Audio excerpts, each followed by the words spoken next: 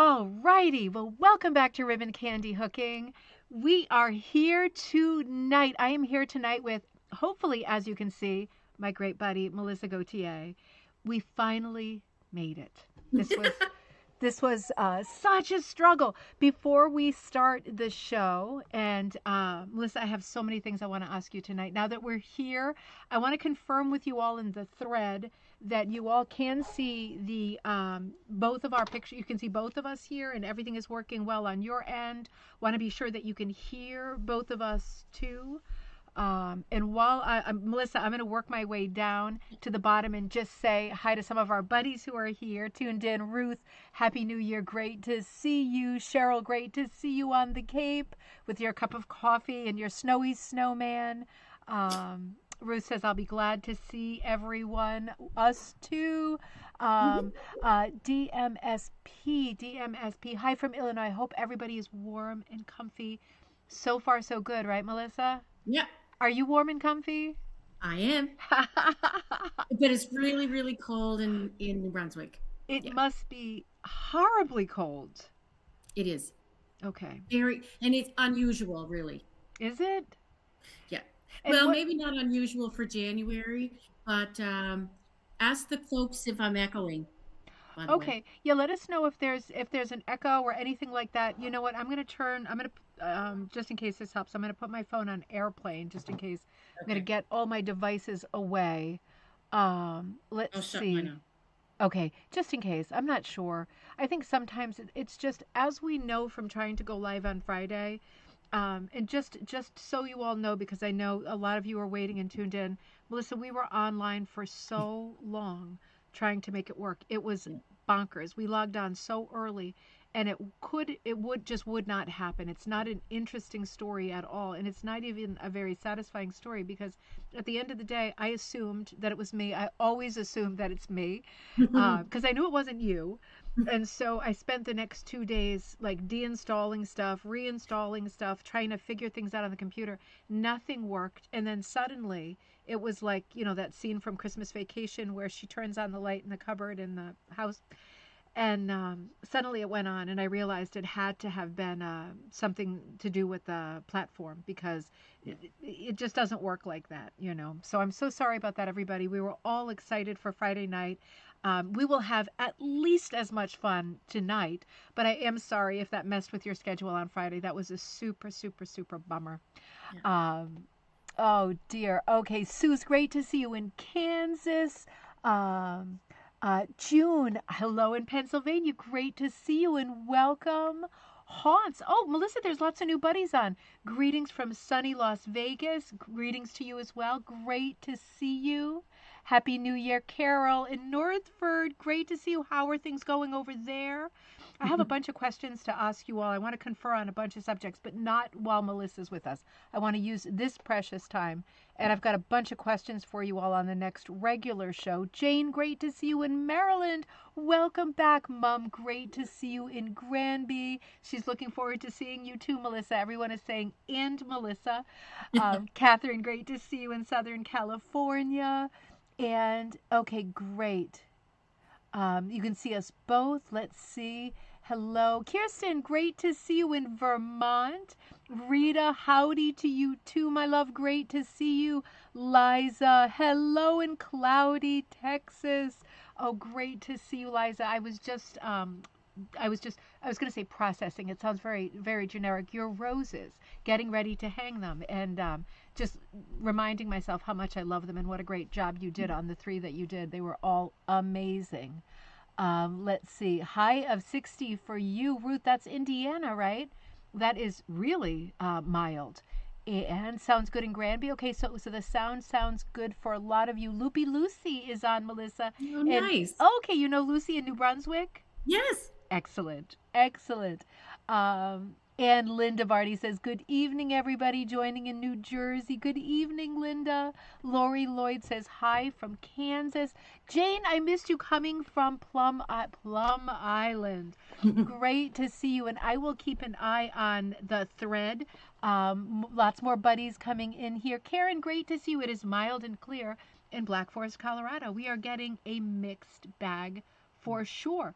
So, one of the things I noticed that Melissa and I were talking about, one of the things I noticed with this new iteration of the program that we use when we're together here, you can, Melissa, I don't know if you can see it too, but we are superimposed.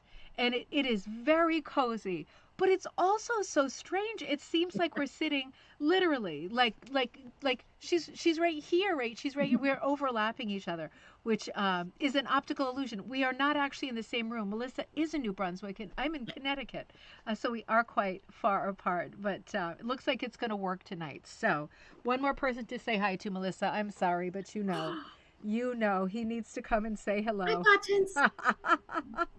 With that giant tongue. What did somebody call that giant tongue? Like the tape measure tongue or something like that. So gross. So, Melissa, I have to start by saying Happy New Year to you. Thank you.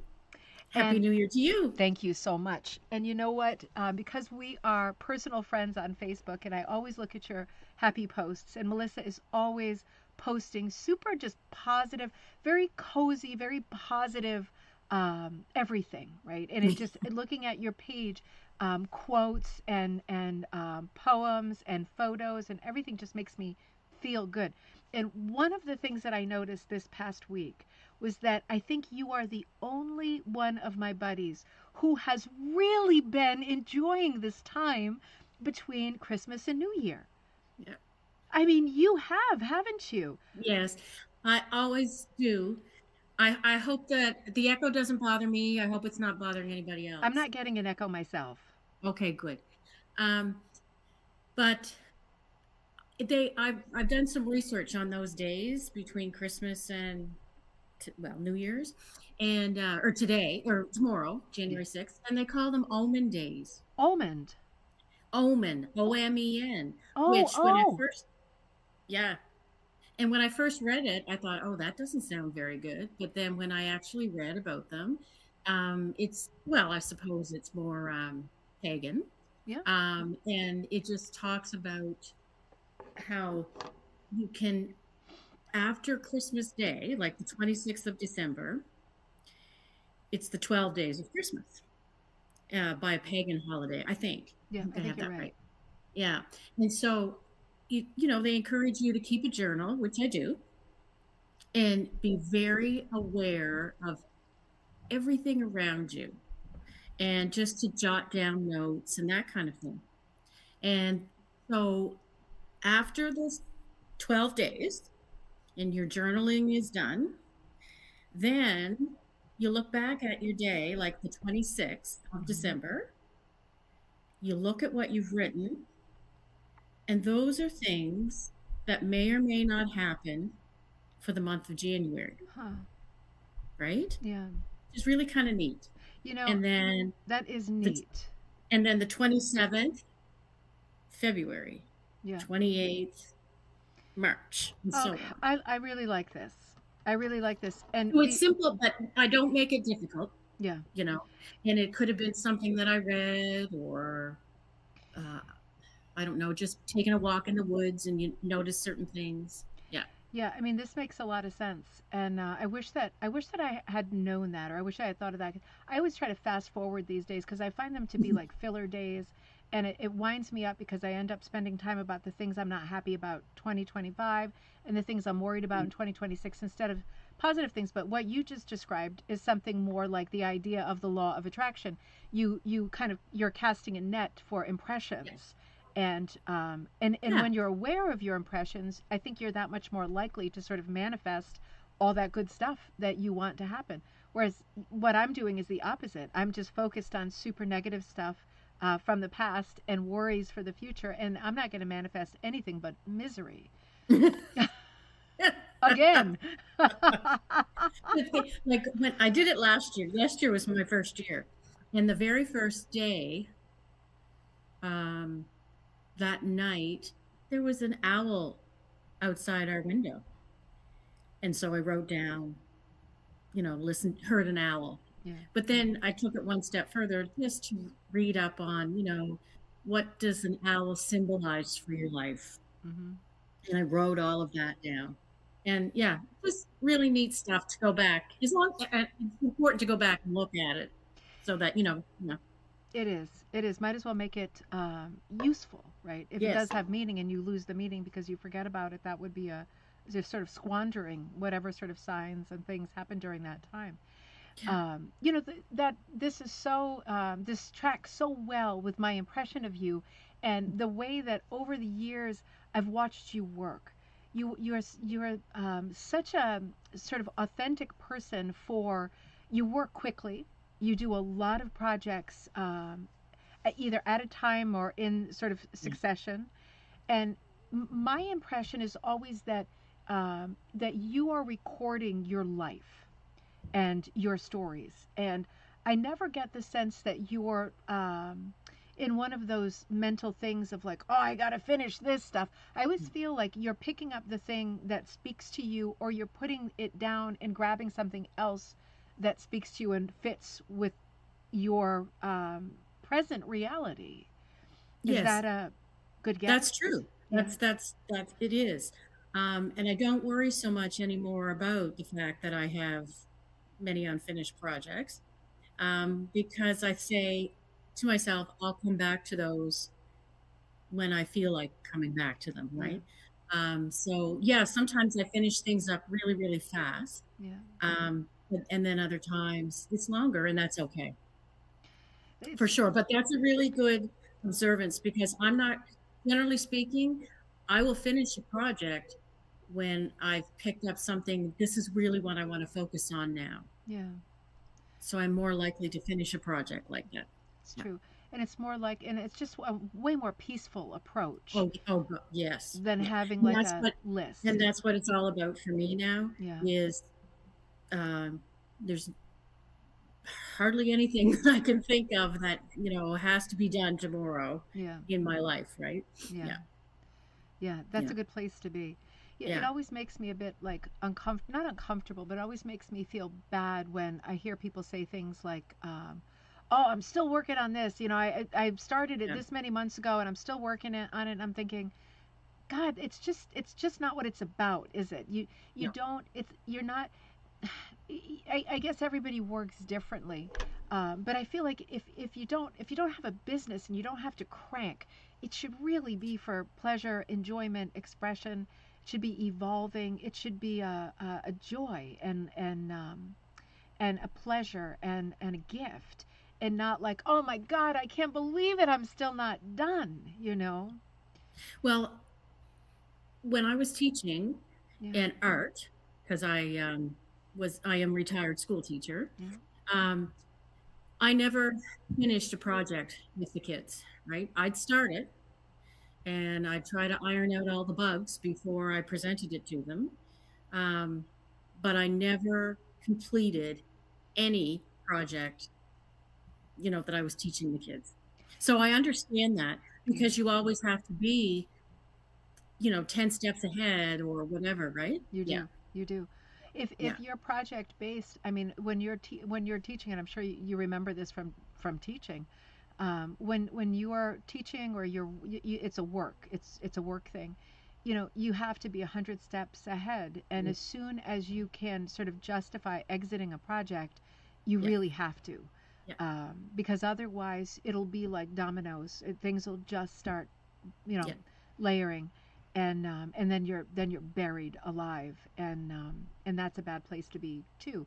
And maybe that comes off as maybe it's like people hear that sentiment and think, well, then you're doing too much stuff. But at the end of the day, when we're talking about art, it's never too much, right? You want to No. put out as many Oh, yes. Yeah. ideas as Yeah. possible, because like one out of 100 ideas will strike this person, but a different one will strike that person. And if you don't put out a lot of ideas, if you don't put a lot of like seeds out, then and not enough people will be able to feed, right? I mean, it's just the way it is with art. Not everything speaks to everyone. It doesn't work like other No. industries. It doesn't work like other businesses. No. Um, That's right. And with when I had to keep the kids interested when I yeah, was teaching, and so you didn't want to spend too much time on one project, and you felt like you had to move on. I really used to emphasize the importance of the process versus the end result. Yeah. I think that's a good philosophy because at the end of the day, if the kids love what they're working on, whether it's like a sculpture thing or a collage thing or whatever, if they love it and they have a passion for it, they're going to finish it on their They own. will. That's what yes. Yeah. Yeah, I agree. Yeah, Yeah. and making them finish this. I just saw this with Teddy with making his stupid whistle. I mean, he was making a whistle for 2 months. He will never make another whistle, right? Because it was so painful, and they had to work it until they finished it, and they got graded on the finished whistle. He will not only never make another whistle, he will probably not ever sculpt anything again for the rest of his Yeah. life. So it's like, yeah, art art can backfire, but I'm sure you were the ultimate art Oh, teacher. well. I don't know about that, but we sure had a lot of fun, I'll tell you that. Oh, it is fun. So while you were teaching art, were you already doing fiber arts? Did you have textiles in your life? Yes. Yeah. Um, I brought that a lot into the classroom, when they asked me to, teach the senior high art. I kind of started with what I knew. Yeah. Like And, quilting and things like that, yeah, stitching? Yeah. and rope hooking. And rug hooking. Yeah, and, they really enjoyed that. They were troopers, they did well, and, some of them will still say, "I remember when you taught me how to do this," and you never know when they'll use it again in their life. You never know Yeah, when something's going to stick, yeah. right? Um, and then, and of course, I had a curriculum to follow, but it was fairly loose. And so we would also do, painting and drawing and all of those different things. Yeah. The grade 10, that first crew of kids I had, grade 10 art, 30 kids, but they were fantastic kids. Oh, So wow. That's a we good kind of age. Yeah, that's a bumbled good along age. together. Yeah. Yeah. And did any of the kids like already know how to do any of the textile crafts? Were any of them already familiar with rug hooking? Uh, No, I can't say No. that there was. No. No, Because no. it does seem way more sort of prevalent in your culture, in your immediate culture, than, for example, in mine. Right. Yeah. I think you've grown up with it and alongside it, and you've known hookers and yeah, Yeah. right. I mean, and you're And I've part of had, Canada. well, that's true. And then we always, like my aunts were knitters, Hmm. and so I learned to knit and sew from them. Oh, that's a And great then, place. yeah. Yeah, And to then, start. latch hook, as you remember, Yeah, yeah, that was a big deal. yeah. Yeah. And it is In fun. I mean, I 70s and 80s. Yeah. yeah, I still see latch hooks all over the place, and sometimes they're awful, but sometimes they are really striking. Hmm. It is a good entree. I just want to catch up and say Jessica is with us in Ohio. Great to see you. And Michelle is with us from Texas. Great to see you too. Sharon, great to see you. I'm dyeing your stuff tomorrow. Don't think I forgot about you. That's a tomorrow thing. Great to see you. And I wanted to ask you if you wanted to put your pumpkin thing into the show that I'm hanging here in Hartford. I'll send you a message right after the thing. Melissa, Ruth said that she also taught art and she had boys who liked working on knitting looms. Yes. Oh, yeah. Yeah. That is really fun stuff, isn't it? Yeah. Yeah, And great with the hand, like to keep them occupied, and yeah, they're having some success, right? yeah, Yeah. yeah. So Absolutely, they're having I stress. taught one boy that would be my daughter's age how to rug hook, Okay. and he caught on, and yeah, hung in there. Yeah, yeah. I mean, yeah, you gotta get them when they're young, right? And DMSP says 30 to 50 new ideas generate per each completed rug for you, Diane. Of course, sorry.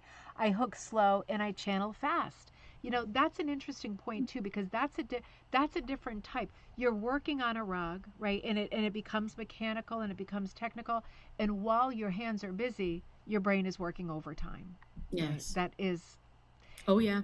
It's like you become like a portal when you do this craft to impressions. And there is something for me that's so. I guess this is why rug hooking has always been used as therapy.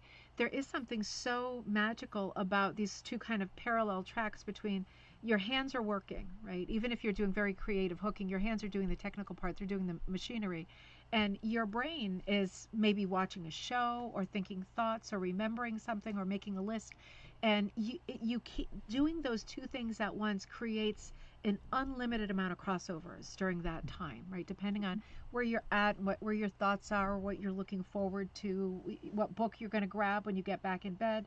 All of those things, just like listening to an audiobook, really affect your experience with making a rug, right? It's not just hooking it. No, All the no. things that happened during the Yeah, hours you were hooking it. that's right. And the thoughts that you had, Yeah.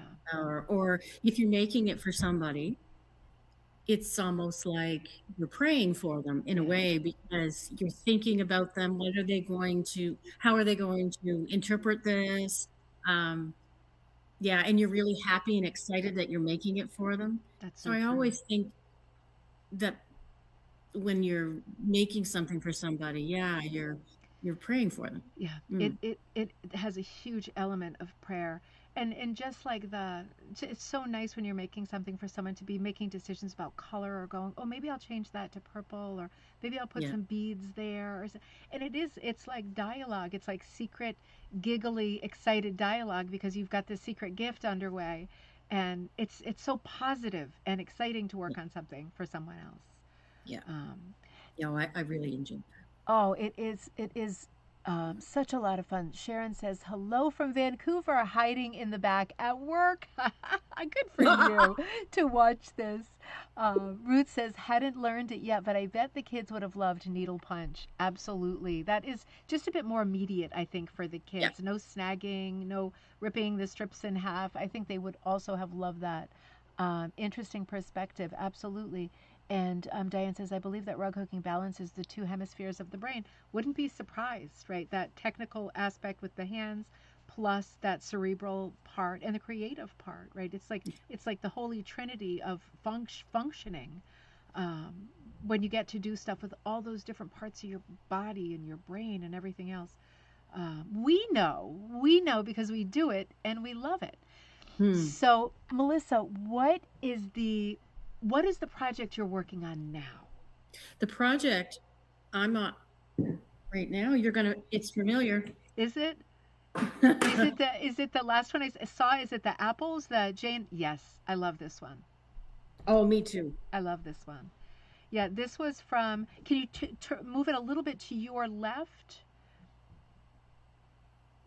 Oops, sorry, maybe right. Yep, there we go. That's better. Yeah, this was one of the patterns that came out with Jane Austen week last No, Christmas. Louisa. Louisa, you're right. It was Louisa. Of course, it's the apples. Yep, Apples. apples Here and are apples and cherries, right? The song? yes, Yeah, yep, yep. That yeah. was one of the many that I forgot about, and I was so happy to see you take it out and start working on it. Now, do you work on burlap? This is burlap. Yep. Uh, I kind of compromise with money sometimes. So Yeah. I do have somebody in New Brunswick Hmm. who stocks. Well, actually, I think you would know Kevin Lemoyne, Oh or yeah, you know who yeah. I mean. And he's about 30 minutes away Oh, from that's me, amazing. out towards the shore, out towards the beach. Okay. And his burlap is it's not quite, it is good quality. I'm sure. I mean, it looks just like linen. It does, doesn't it? Yeah, Yeah. it does. It doesn't But look stiff. yeah, so I buy from him Great. and get a lot of my wool fabric from him because I've basically gone totally back to wool fabric now. Okay. I don't do much yarn at all unless like, oh, I could just use it for a filler or something. Okay. Did Yeah. you just kind of go off of it? Yeah. Yeah. Probably about the time that I started following you. Hmm. And if you remember, I loved oh, Magdalena. Yeah. And I kind of went back to all that primitive The old corn school. strip Yeah. kind of. Yeah. But I also think of you using a lot of like recycled clothing and stuff. Mhm. Do you still do And I that? got into that too. Yeah. Okay. Yeah. Yeah. Yeah. Yeah. You know, Yeah. it's whatever moves you, whatever pulls you, you know, it has to be. Yeah. So this was one of my questions. I was just thinking because I haven't been up there, and I'm dying to go up to your neck of the woods. Um, like, so I was wondering, like, when you leave your house, I was wondering how close you are to other rug hookers or businesses and stuff like that. And I guess Kevin is the closest Kevin person. is, like I said, I started, you know, he's out of his home. Um, and yeah, I just kind of got in contact with him, and I order online and then I go out and pick it up, you know, that kind of thing. That's Um, great. Does he do I like patterns that. and stuff too? He does some, Oh, and nice. there's some other people, Yeah. rug hookers that have patterns on his site. Oh, nice. Yeah. Um, but mostly I find it's product. Like Yeah. I know too, like, you know, the red dot tracer, Yeah. I had a hard time finding that original red dot tracer that was the thin stuff. And Yeah. he had that. So I think that was one of the first times I went and visited him.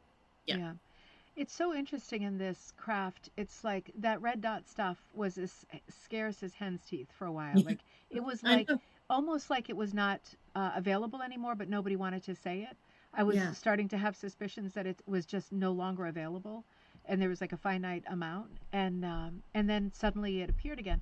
And there is something so strange about supply and demand in this business Yeah. because I have the same problems here with trying to acquire supplies and stuff, and it's like sometimes it's available, sometimes it's not. It's such a strange, Hmm. yeah, And I it's such find a like the strange wool business. patterns too, like on the fabric, Yeah, they you may never see them again, like for another 5 years. right. Yeah. Yeah, that is so exciting to find those kinds of So yeah, so I have Kevin, and then Deanne Fitzpatrick is the closest, Oh, is but she the she's in closest? Nova Scotia, but she's Okay. just across the Yep. border, as we say. Yep. So she'd be about 10 minutes away. Um, Wow. yeah, yeah. Really close. And But so she I does go in mostly there. yarn, right? So, and you're She not does, doing yarn. yeah. Yeah. And so you're right. She has all the Briggs and Little colors. But we have a great Canadian dollar store over here that has Briggs and Little too. Stop So it. yeah, can you imagine? No. No, not at all. Oh my gosh. Oh, that's bonkers. Sylvie wrote, "Hi from Quebec, wishing everyone a creative 2026. Don't stop bringing beauty in this world. We need it so much. We sure do, especially right now. I was just watching the news. I shouldn't have done Oh, it.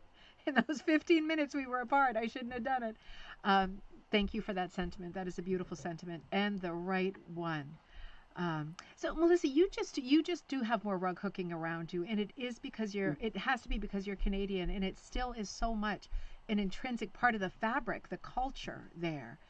It I is think so. just I believe that Deanne Fitzpatrick certainly did a lot for it. So that absolutely, would have been when she began, sort of like early 90s. yeah, Um, without a doubt, she definitely certainly in this area, yeah. and I think probably worldwide. Yeah, and Um, I love the way that she, you know, different people at different times coming to this craft and bringing something special. I was just writing a little thing about Pearl McGowan like an hour ago, and I was thinking about her contribution and her contribution very different at a very different time, right?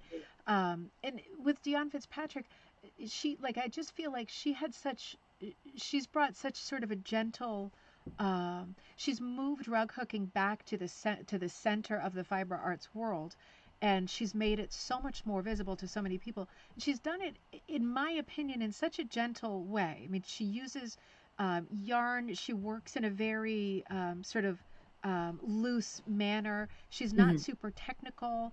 no. Her patterns are very forgiving. The finished pieces come out looking extremely artistic. I feel like her patterns and her style have really set a lot of people up for success. I because agree. how Yeah. they how they come out is incredible every time.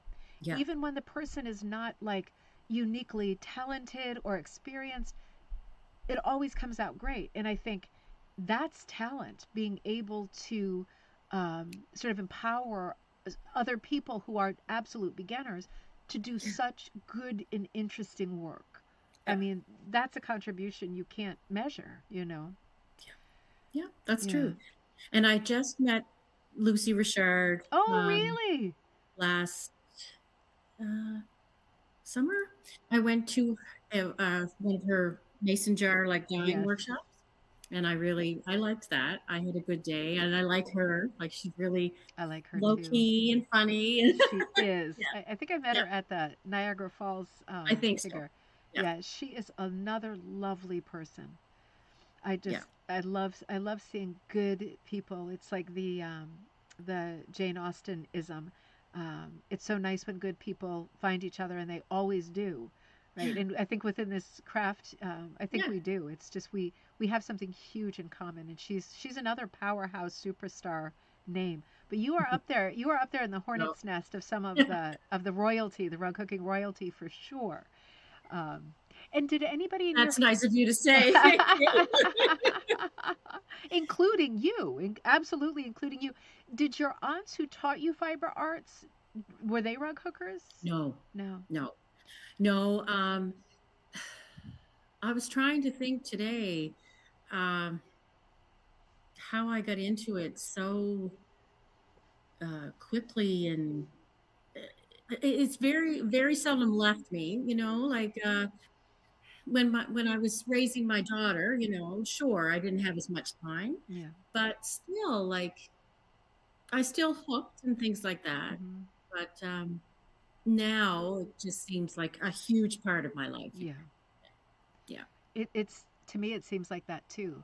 yeah, And I just I love seeing that because I know that I know just logically that because you're doing so much hooking, you're benefiting so much from it. Otherwise you wouldn't move at the speed that you do. You wouldn't. well, it's true. Yeah. Yeah, I mean, yeah, it's giving you some kind of nourishment that's essential, and that's what it does. That's what it's for. You know, that's the best way of looking at it. So, how many? Not that we don't care about numbers, but you did a lot of projects. For example, just in 2025, right? yeah. I did. You did. And do any of them stand out as especially meaningful, or Right. Well, I d- hmm, or I thoughtful? I have a couple. Let me just start, Yeah, and then let's look at some of them. it'll I'm going to it'll move. I'm going to move myself over a little bit because I feel like I'm in too much of the screen, and I'm going to make you a bigger part of it. Let me do this. They don't need to see me; they always see me. So let's look at you. I'll stay on the edge here. okay. So if we're talking about probably one of the first things I did a year ago, Yep. excuse me, was I had seen a picture on Facebook of knitted, or no, it was crocheted trees. And they had them all done in a little like wooden box, and they were all sitting up in a little wooden Oh, box, and it was so cute. so cute. And I thought, oh, I can do that, but I'll hook. Yeah. So I did them. And so there's an example. If you Oh, guys see that is and is it wool on the back? a wool blanket. A wool blanket. So that was much thicker. Something that you maybe not would not have hooked with. It was like that kind of thick wool blanket. Exactly. Yes. It So you makes a found perfect something to bag, do. though. Yeah. Yeah. It's awful to have thick wool stuff that's beautiful and Oh, vintage or whatever, and to realize that you can't do anything with it. no. And what does the little stump look like? It's a cinnamon stick. Oh my God. Oh my God. That is so charming. And stuffed it, of course. And I have a little, I hung it on my tree this year. So I put a little hook on it. That is But such a how fun nice is that? project. What's that? That I had this, I have, did this little guy With the with quillies. quillies, Yep. and I made probably half a dozen. And to be open up my Christmas book and see these at the top, I was like, oh, I forgot I made those. Yeah. but yeah. So that would have been in the in-between days. Yes. I did those. Because those are quick to hook up, right? You Yep. just have to sit down, just do it. Did you just freehand the trees and figure it out as you? How did you make that little cinnamon stick stop from moving? Yeah. I hate to put glue Yeah, on any fabric project. It just like kills me.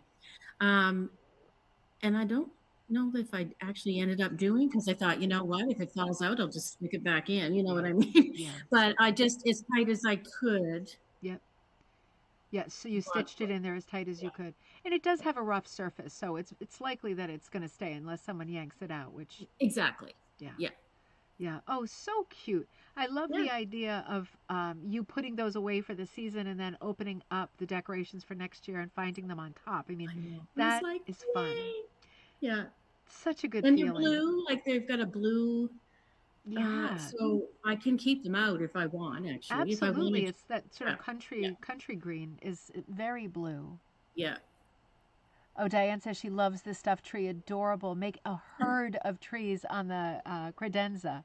That would be, it's so cute to display stuff like that in multiples, you know? Yes. Yeah, And that's where they look so darn cute. yeah, These were crocheted, yeah. and she had them in a little, like a window box or a Oh, little wooden box. so Yeah. primitive, so Yeah. cozy, right? Yeah, I mean, it just, when you do a project like that, you just feel so good because a quick project sometimes can reset you if there's a Hmm. lot of chaos going on in your brain and you've got so much chaos or you got yourself into such a bad mood that you don't even want to work on your hooking, that kind of thing. Right. Maybe you probably don't do that because you are just, No, it's true. Sometimes it's like it's either it's not going where I want it to go, yeah, or makes you I know angry. that I'm going to run out of wool Yeah, for the project, yeah. so I don't want to look at it. Yeah, well, I'm glad to hear that because I definitely get into those things. And sometimes it just helps to do one little project, because you Yeah, feel like, okay, it's like the ginger when you're having sushi, like you reset yourself and you think, okay, yeah, I'm back, right? I just like, yeah, whew. yeah.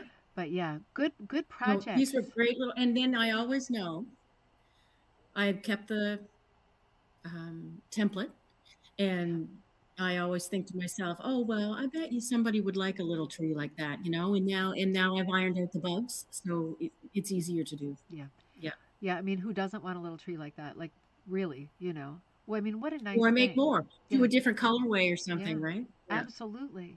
Yeah. Because a tree is a tree for any time of the year. And That's right. Diane says, great way to use up the scraps too. That's true. Well, it is. Yeah, Yeah. and isn't that another satisfying thing to use up the Yeah. scraps? It feels so good to get rid of stuff like that, you know, Yeah. because it almost seems like a pipe dream when you accumulate so many leftover pieces of wool or material or cut pieces or whatever.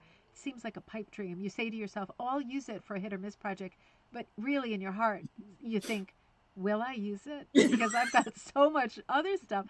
When you use any of it, it just feels good, you know? It's like, whew, I knew I was going to get that done. And sometimes I try and not uh like cut up, well, like let's say I have half a meter or half a yard, Yeah, and I don't cut it up all at once, because then I think the danger of just turfing something when it's cut up in little pieces. yes, Like I will do that sometimes. I'll go through my stash and I think, oh, they're all wrinkly and crinkly, and I turf them. yep. But if I just make enough and then keep the, smaller pieces that are intact, you know what I mean? I think Yeah. that's a great tip. I think that's a Yeah. really great tip because there is the school, and I have seen this with visiting rug shops and stuff. That a lot of teachers still say cut up your like cut it all up, sit Yeah. down, cut it all up, and then put it in a bag. And I Yeah. feel the same way. If I like unearth a Ziploc of strips and they're a little bit like rat-a-tat-a-tooey, And and fuzzy. And yeah, it's like no thanks. I've got too much other stuff in here. I don't, it's not very appealing. And that's one of the reasons that I love to sit and cut as I go with a pair of scissors, me which is too. a crazy bad use of time, but there is something so nice about cutting as you go. More and more, Yeah. more and more I do that. Do you? I Yeah. really do. Unless it's like somebody's Christmas present, Yeah. and you've let too much time go, Yeah. then I'll get out my little cutter and, cut the strips, Yeah. so I can bag it and carry it with me or something like that. Yeah. But yeah, and which leads me to this one. Let me show you. This was the one that I worked at a lot, but I got to get up. It's this one. Oh wow. Oh, the Shadows and Light, the log cabin. Cabin. Yeah, that's amazing. That's absolutely gorgeous. And I Now, have got, was this a strip buster for you? Were you able yeah, to use? Okay. yeah. And one, two, three, five, six, seven, eight. About eight more. Oh, you're still working on it? Yes. Oh wow. It's a big piece. It's big. I see. You know what? You're at the tail end of it now, though. Yeah. Now, what's your process with this kind of piece? This is a classic, old time hook drug pattern, right? And it Yes. crosses over into the quilting world too. Yes, and I love the log cabin. Me too. I love the log cabin. I love the idea of the red hearth. Yes. Um, Probably one of the only quilt blocks I ever made successfully was the that log cabin. Oh, And of course, we had a log house. Like before ever moved to Sackville, we lived in a log home, and so I just always loved that idea of oh, a log. good So yeah, memories, good associations. yes, yeah. Yeah. But it was to get it drawn out because I'm not a real math person, and I get caught up in the pattern. I get mixed up sometimes, Yeah. light and dark. So my daughter will come up behind me. I'll lay it out and I'll say, okay, you tell me which is light and which is dark, and then I put in the L and D. Yeah. Yeah. Yeah, that it's good to have a helper like that. Just a Yeah. second, it's hard to check yourself with stuff like that. Yeah. So you drew it out, and B helped with doing the darks versus the lights. Yes. And then how did you actually work? Like, did you separate your darks and your brights? Yes. Yeah, I did do that. yeah, And I've read about that. yeah, Through like some of the older rug hooking yeah. people, women, talk about the dark piles and the light piles. So that's actually what I did. I have two boxes, and now at least, I mean, I'll finish this. I'm confident that I will finish Oh this. God, yes. And but these little projects that I do, when I do have the pieces left over, I just throw them in the light and the dark. So that's Oh, great. that's perfect. Because yeah, I mean, it's now. It's not And you going and into you're also generating new um, colors of wool yes. for the blocks. Yeah, Yes. I see. So you have new options. exactly. Yeah. Oh, So that's I'm gonna have exciting some to pull nice, something different out. right. So I'm gonna have with this one, I'm Yeah. gonna have some nice blues here. Oh yeah. Oh, So I have, that is so pretty. yeah. Just love the I had such a vision for that being, because that Louisa May Alcott's actual house, they have all these little trees that have like apples, and I mean they put all the dried fruit and stuff out. That's like the style of Christmas decorating. They do all kinds of stuff with dried fruit, and it's all over the house. And I had such a vision for that looking so cute, but I hadn't seen it, and it is looking so cute. I'm very happy to see that. I love that right off the bat. And Yes. I did watch, I kind of got into a Louisa May Alcott rabbit hole. And so when I was hooking this, I watched one of the versions. Yeah. Yeah. Um, and it was, and of course, it's lovely. Yeah. Sad, but Yeah, they are lovely. very sort of, yeah, family Yeah. melancholy family stories, and some of them are better than others. She was so prolific, and she Mm, a paid writer. I mean, that was an amazing thing for a woman at that time.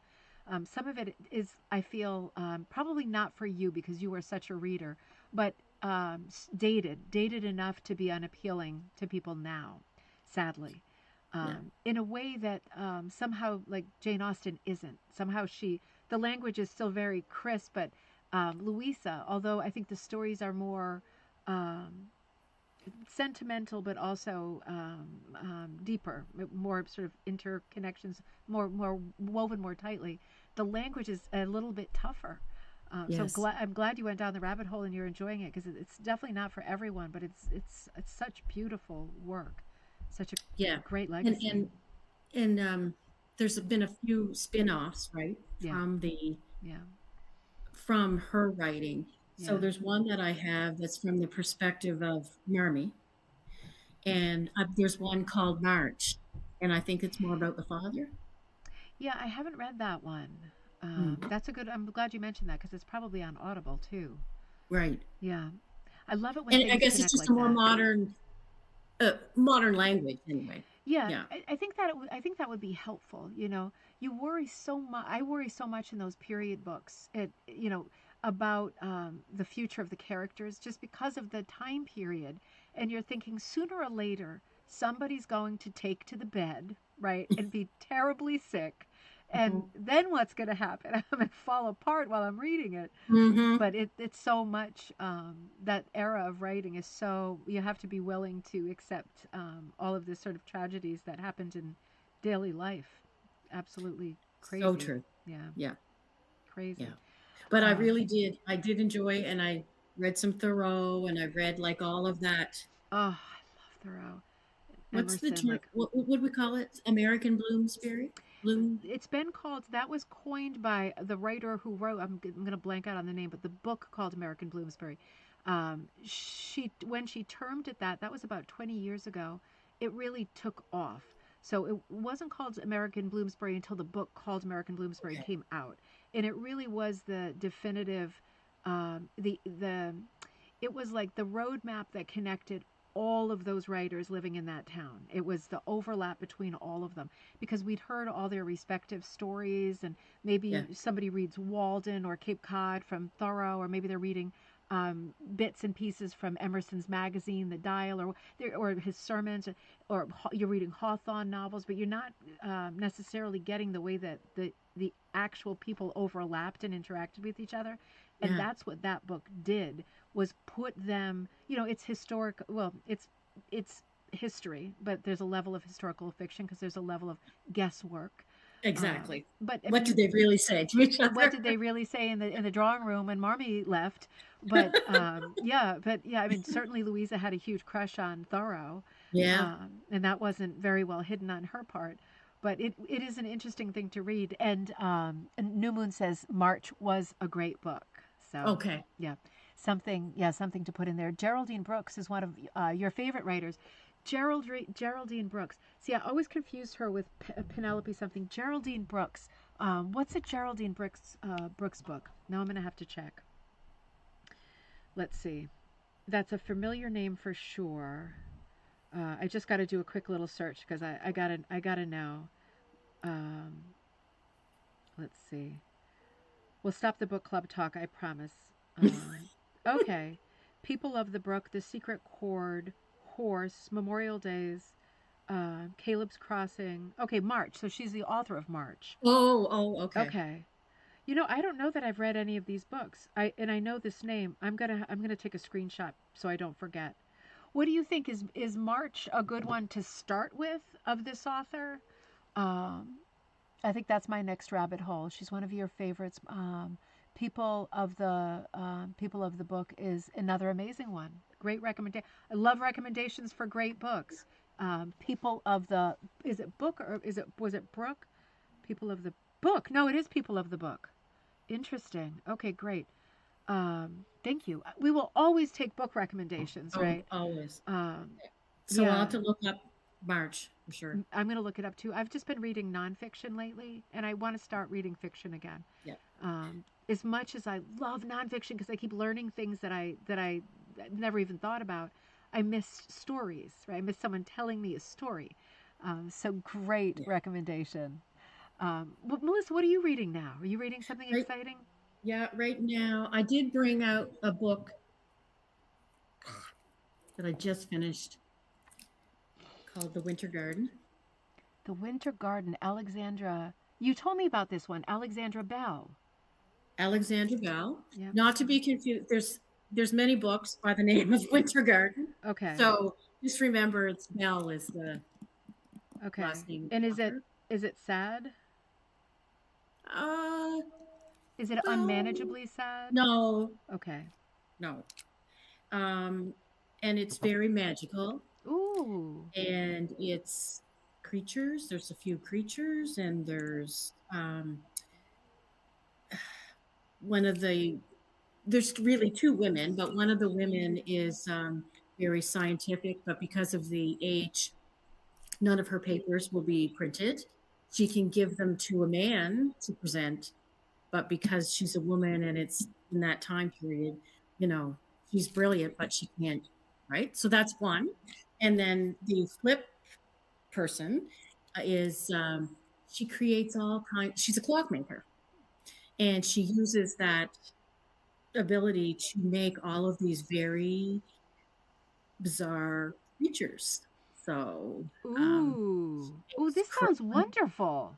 she has white crows that are all mechanical. Oh my She gosh. carries one on her shoulder, and then the rest of them are protect her. Yeah, Ooh. and all and you know, so what it comes down to is a little contest between the two women and their winter gardens. Now, Okay. reflective a bit of Ray Bradbury, in Ooh. that something wicked this way comes, right? Because the Yes. carnival and the whole So, is there merry-go-round. that kind of sinister feel to it? Just a tad. Mm. Yeah, there's just that idea that, as humans, we might just be capable of anything if Yeah. we need it or want it bad enough. Yeah. So no, I thought she touched on a lot of great themes. God, that sounds okay. So those are my next two books. That's And easily. then, and I don't know what I did with the other one, but it was the Octopus Inn, I think it's That's called. right. That was the one you told And me it's by about. the same author, Yes. this Alexander Bell. Okay. Yeah, Also good and magical. very. Awesome. Oh, that's great.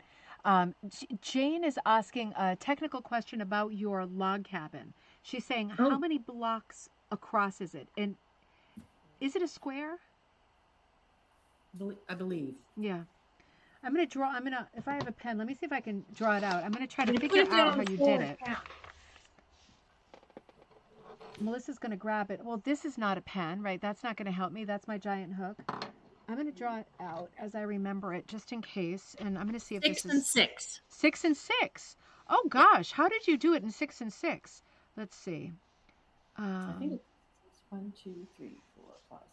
And the idea, um, the book that I used, yep. probably one you have, Deanna. Um, it's got a goose on the front. It's a beautiful book. I was able to buy it secondhand. Oh, I used to nice. borrow it from the library all the time. Okay. Um, Oh, the Tenet's country rugs. something like that. I think Emma so. Tennant was in it, Yep. and I think it's yeah, country rugs. Yeah. Let me see if I can look it up. it's the goose is Yeah, on it's like a a white goose with a blue thing around its yeah, neck. yeah, yeah. Yeah. Excellent book, It is an and excellent book it does give you the directions for this. for the log cabin. Yeah, That's a great tip. Let me see. Oh no, it's not country rugs. Dang it. I know the one you mean by the cover. yeah. Shoot, no, country rugs is the one that has the two chickens on it.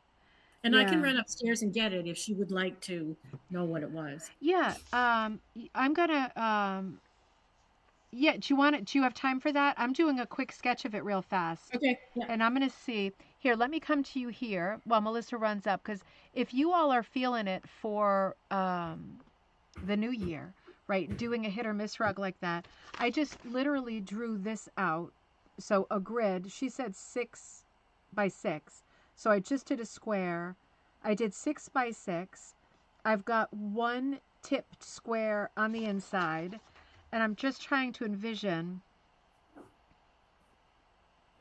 Oh, yeah, like this. Okay, wait a minute. Okay, so I think that basic, I might be wrong. I might be remembering it wrong. I think the basic idea is going to work like that. And I'm trying to remember. No, I'm going to go away. You show us. Ah, that's the one. Okay, wait a minute. Let me hold on. I want to shut myself over. That's the one. Just hooked rugs. And who's the author? Is that Emma Tennant or something like that? Ann Davies and Anne Emma Tennant. Davies. Okay. And Emma Yeah, Tennant. yeah. Okay. Um, That's a book I covered years ago. I'm Yeah. coming into my space right here. That's a really good one, and you can see the video review for that book on one of the really old ribbon candies, like 4 or 5 years ago. That some books. There we go. Some books Yeah. from this era are just so Oh, useless. This one classic. is great. Yeah. Yeah. It's And very so she inspiring. grew, and then the animals are I misbehaving. see. I see. So she's got them around the edge too. I see. Okay. I see. I just did a stupid sketch because I was just trying to do the mathematics in my head. Mm. I'm going to come back for 1 second and then my face is going away again. Let me show. I knew I was missing a detail. I missed the detail about the corners, right? The corners is a big detail, right? The four little corners and then the dark part there. But when you're working on a project that's that large, I mean, it's not like it's crazy large, but it's definitely a larger project. It is very hard to see the forest for the trees It is. while you're working on it. Yeah. So easy to put the wrong color in the wrong section. And that's what I was doing. Yeah, Now, but it's very, and that's why that's when I get into cutting the yarn, or yeah, I'm sorry, the wool strips, yeah, because, I try very hard for it to line up appropriately with no gaps. yeah, But, it's not perfect. And so sometimes I'll have to cut them narrower to round it out, like to yes. square it out. Yeah. I think that Yeah. makes a lot of sense. And when you are cutting with scissors and you are making some thicker and some thinner, your eye does read that, right? Yeah. It's not like the first thing you focus on, but your eye does read it, and it's a nuance thing. It gives it just this glow of handmade something magic. And you can balance yourself out by then cutting one in half or something and making it smaller, just so Yeah. you can Yeah. get to the end of your field without overshooting stuff. It's possible. I found this one that I'm pointing to the floor because the dog is now lying on it. Um, at first, it was going to be a floor rug, and then I pictured it at the bottom of the steps here where Santa is right now, Yep. and with a plant in front of it. And I thought, I don't think it's getting to the floor. Yeah. So That can I'm excited. happen. Yeah. Yeah. Are you disturbing the dog, or what kind of a rug is it? What's that? What pattern is it? Oh, it's the log cabin one. Oh, I put the it dog down. is on the log cabin already. Oh, yeah. Okay. Oh, yes. That It has was to be hard fast. to know. Oh, She's that's on it. funny. Oh, that is funny. And Jane said the horse was a good book too. Horse was a good book. Oh, horse. Okay. Geraldine Brooks. Horse was a good book too. Oh, okay. Um, and Diane says painting your backing fabric like Deanna Special Designs. Okay, like just when like when when I was Yes.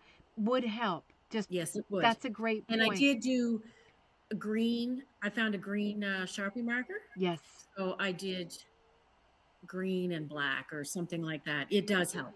it Yeah. does help visually. You need a cue And I because put in my lines. yeah, Like I do put in my lines. Yeah. yeah, that's really smart. Straying off the color plan. Yeah, yeah, I love this idea that you just took this book, and it is an older book at that, and you just saw one of the patterns and you drew it up, and now you're almost done with it. I Yeah. mean, that is such a lot of fun. I like the old books, Deanna. Yeah, Like, and that's one thing that you got me onto. Not just the present, yeah, but the past. yeah.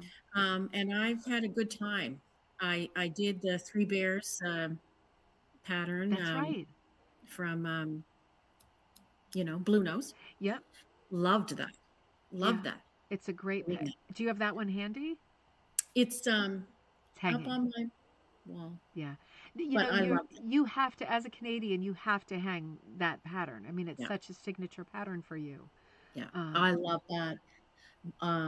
Doing that one, it just all came together so nicely. yeah. And I did go to Kevin for support on the background color because I had the dresses and their clothes all done. I'm going to see if I And can then, pull it up on my phone for you. You had the dresses and the clothes, but you were holding on the background? yeah, Yeah. and there's a border, remember? Yes. and I just needed somebody else to look at it, Yeah. and yeah. That, I mean, that's how it works, right? We That's why it's so much fun to have a community. I see here you are. Here you were. This is before you had the border in place. You were working on it. See if I can get it really close in here. I'm going to make myself a little bit bigger. Tiny bit, sorry. Drag over here and Yeah. right, everyone remembers that. So you had all the clothes done. Did you post a picture after you finished it of Yeah, the? I think Yeah. so. Oh, I'll see if I can find it. Now, was that how did that feel to make that rug? That being like one of the two most important. Oh, Um, just classic. And a yeah, lot of people that don't necessarily comment on all of my rugs, not that they have to, but you know what I mean? yeah, Like so many people, like some women from my former community, like, oh, I love this one, right? Because I think people can relate. They've seen that somewhere, right? Yeah, absolutely. They've seen it. yeah, Yeah, I mean, it's just it's such a signature thing. I mean, we really don't have anything in the U.S. that I would say is the equivalent of that.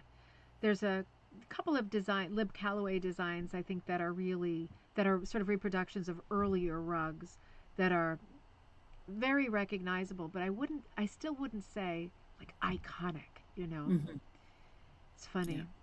You're a little blurry, my dear. Oh, am I? Oh, it's probably that's yeah. You were doing the, but I Yeah. enjoyed that one immensely. Um, Doing that one, and I did your. Oh, I'll show you while we're on the theme of Yeah. old rugs. So, a lot of you in my rug hooking community know that my husband did pass away about 6 years ago. Yeah. But this is a picture of he right here and his brothers taken at a time when there was no such thing as, phones with cameras. So they got all dolled up for probably the first day of hunting season. And then he always had a camera on a tripod with a timer. I So, remember those. so he took this picture.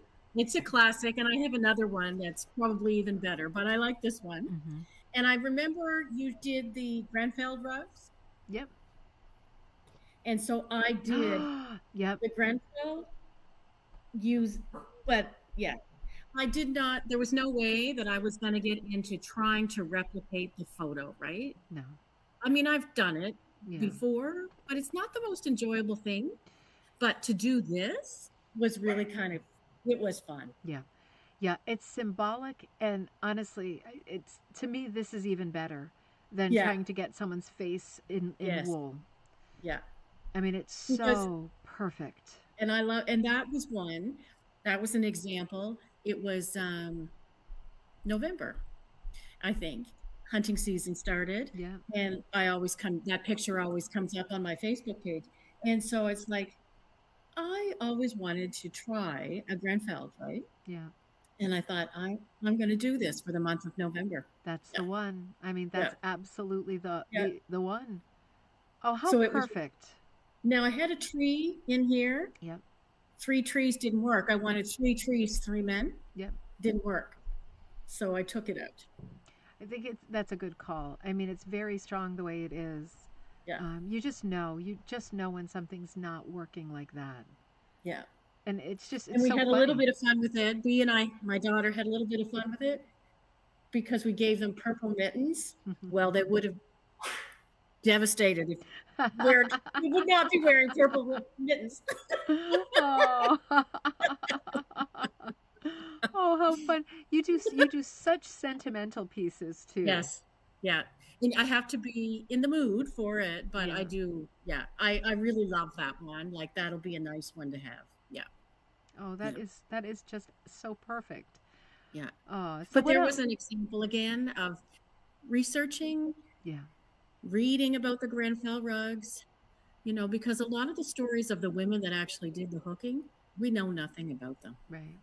It's You know what crazy. I mean? Yeah, Yeah. it's crazy. Like it's common, isn't it? It's a common denominator. Like there's one name associated with it, but we know so little about the women themselves. It's Yeah, true. It's the same, it's the same with the American missions, like the one in New Hampshire was the oh oh oh almost had it. But there was a couple around New England as well, and it was the same. It was the same kind of story, where the person who had the money and the vision is the person whose name is forever associated with the right. making. And so often the designs are just cranked out, and the real artistry lay in the hooking part of it, and that part, it's Yeah, was just gone. yeah. But it's almost It like was, it reminds me of even in the 20th century, people who did like who worked for the big department stores and did advertising campaigns and painted greeting cards and iconic posters and images that we still covers of magazines, images that we still recognize today. And they were paid by the hour, and they never put their name on anything. no, I mean, it's just a story of art. It's yeah, the little person, the maker is usually not as celebrated yeah, as the organizer, that's sadly. right. Yeah. Yeah, yeah, But yeah, I mean, it would be so interesting because there's been so much scholarship on the Grenfell mission because of its like early place in the timeline, also the scope of it, and I think also the curiosity of the pantyhose. It just yeah. adds another angle of interest. There's been so much written about it. It is still curious to me that we don't know more about the hookers.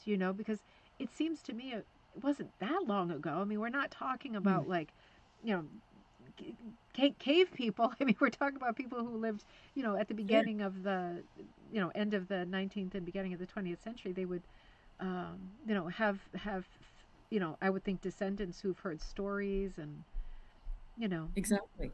it's so strange because when I start thinking along those lines, I get very panicky because I think, family members are holding these important hooking stories, these important parts of our history. They're holding them in their heads, and they're getting older too. And it's like for some reason, this is still such a small craft that people just don't make these connections. And once in a blue moon, somebody will write to me and say, "Oh, I saw you did the show about this, and that Yeah, was my grandmother." But it is once in a blue moon for the yeah, amount for the thousands of shows I have up there. It is once in a blue moon that someone will Google their grandmother and say, "That was my grandmother." You know, it's yeah, funny, isn't it? How yeah. quickly we lose recent history. I mean, yeah, that's it's a heartache. I'm gonna stop. I'm gonna Yeah. stop that. What else? What else can we look at? I'm gonna make myself go over here again. I've got your, this is a favorite too. Your, Oh, I can't see it yet. Oh, I love that one. Yep. And drop it down a little bit. So this is one. Gosh, was this even in the Haunted Rug book or was this just out? did it not come out after? You I don't know? think it was in the Haunted I Rug don't book. think it was. So maybe it'll go into the Mystic Carpet. Yeah, I love her. Yeah, I love her too. I forget what she's called. So it's a Was it it wasn't the coffin lady, was it? no. It was. I feel like it did Well, have coffin in it though. I mean, as it should. It's an image of a woman with like quite in the coffin. yeah in a coffin. So yeah, I feel it has the And word it was the crazy quilt though. What, there was crazy something to quilt it. coffin. That was it. Yeah, Crazy quilt coffin. yeah. And the coffin was in odd shape all on its own, and it was Yes. very easy to slice parts of the Yeah. composition going in line with the edges of the coffin, which is has so many edges, right? So you just keep slicing and slicing, and it made a great sort of stained glass background. Made a very sharp looking background too, which was also a bit tense considering the subject. All these Yes. sharp pieces and then this dead character. Yeah. Yeah, So oh, I that one love is that. still a work in progress because after I did Oscar Wilde Hmm. and I took quilt Oh, batting that's right. to whatever. Yep. So I had done this Hmm. with, um, around the sides. Yep. It's an old quilt top, Oh, that looks perfect. but now Oh, you like, I'm oh, gonna take it yes, out, and then I'll put the batting underneath, and I'll bring it so up that to it's the closer surface. to the edge. That is so brilliant. It actually is a crazy quilt in the background. Yes, Oh, that is so brilliant. That is and so brilliant. so it's getting into that idea of combining more than one craft, I guess. I think But that's so I'm smart. enjoying that a lot. Yeah. Yeah. I love this. I have to do a drawing really quick because now I'm excited. Rita made the idea corpse bride. That would have been a really good name for it.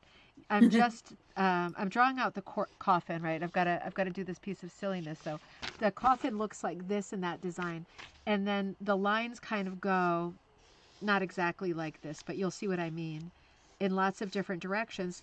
Anything that you can think of, right, that has a shape, you can Right. that looks almost like a kaleidoscope or like an aperture, but then you would want to cut it up more, right? So there's more pieces. Anything that has a distinct shape or a recognizable shape, you just break up the background and Mhm. crazy quilt it out. Now, the idea of using an actual actually quilt material, I think is going to make this piece even better than hooking the background, because the one thing that we can't do as hookers is show a large amount of a print, and that is at times Yes. heartbreaking because you can, of course, hook with quilt fabric, but you're only seeing the tiny Yes. little head of it, Yeah. and if it has this beautiful design, that's gone, right? That's lost. So Yeah. the way that you're doing it Right. is going to That preserve. came to me. Oh, and I was also doing, I don't know if you can see this, but I was practicing embroidery Oh, again, bring it up getting just a back, little bit. Oh, yep, yep, yep. getting back into embroidery. Oh, yes. I see you stitched the heart on. Yeah. Yep. And that, I don't know, there's a name for that. Uh, it's just Yes, simple yes. lines. Like sashiko, something Yeah. like that. Something. And so I played a little bit with that too. Oh, that is so fun. That now, are you going to have to take that out to get the batting under it? No, I mean, I've stitched it on, Yeah, so I've got these big green stitches, yeah. but that I did before I put it on, so it'll be okay. Okay, Yeah, that's really good. Diane said she loves the face on the coffin lady. she is. She's got a little bit higher up. She's got a yeah, she's got a very well articulated little face there. Lots of shadows and an expression. I mean, it is a fun expression. I'd like to do um like a separate flowers. So she's holding flowers, Ooh, a ooh. little bouquet. Oh, that would be so nice. You are getting into the multimedia stuff, which is a I am. lot of fun. I just Yeah, want to, without like hammering on something, I just want to say again what you were saying for the border, just in case people are going, wait a minute, what was that? You are putting that fabric quilted border on, but you're putting a little bit of batting under it, indeed. so that it's not a Hip lot up. lower than the Right. loops, right? Right. And then I can also, this is very flat. Yeah, So once the batting goes underneath, I'll sew the batting on, like mm-hmm. just tack it, Yeah, and then do a little bit of quilting. I'm not a quilter, but just up and down to make it look like a quilt, right? yeah. It'll be puffier. It'll be Yeah. puffier. Yeah. I mean, I love all these stitches that you're doing. That is so much fun. And it's going to go so well with this piece. Yeah, I know. It's perfect. Yeah, I love that. I Yeah. love this pattern. That's Yeah. such a fun idea doing the multimedia. It's one of the many things that you are is the thing that I always prize above everything else, confident.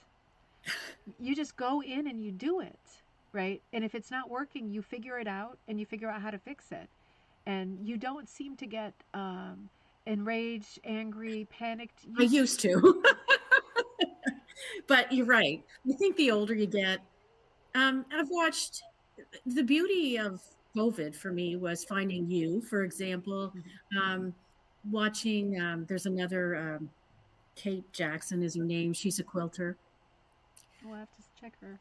So like, well, what is it? She says all she can do is give it a try. And Yeah, I'm thinking, well, yeah, it's true. Yeah. that's true. So I've learned from you and others as I've gone along too. Yeah. Yeah. Sometimes I wonder, academic question. Sometimes I wonder um, if guilds help. And the Mm, reason I even have that thought, because of course, companionship and the sharing of information and supplies is a huge plus. But sometimes I think in guild situations, just as an observer, that people are so inclined to compare themselves to other people or people who are not that confident when they're already doing nice work mm, to say to someone else, how can I fix this? You know what? yeah. And then it's like, and then we are reverse engineering someone's original work to the taste of someone else. Yeah. And when I see stuff like that, I think, I don't know. I feel like sometimes in guilt situations, depending on a personality, people, whatever sort of intrinsic, hardwired, built in talent and originality is there, is so much at risk if there's going to be a lot of other people coming around and telling you to do something a different way. Yeah. That always worries me. Yeah. But pros and cons, right? Yeah. So, Yeah. yeah, And I think as you gain your confidence, like at first when I basically taught myself how to hook, I borrowed a book from the library because there wasn't YouTube videos, right? So you went with those drawings, yeah, and I must have been determined to learn because again, it was, you pull one loop up and then you pull a second and you'd lose the first one, yeah. all of those Oh, things. yeah. But I Classics. learned to just pull them up higher. That's what Yeah, I did. I just pulled the loops up higher.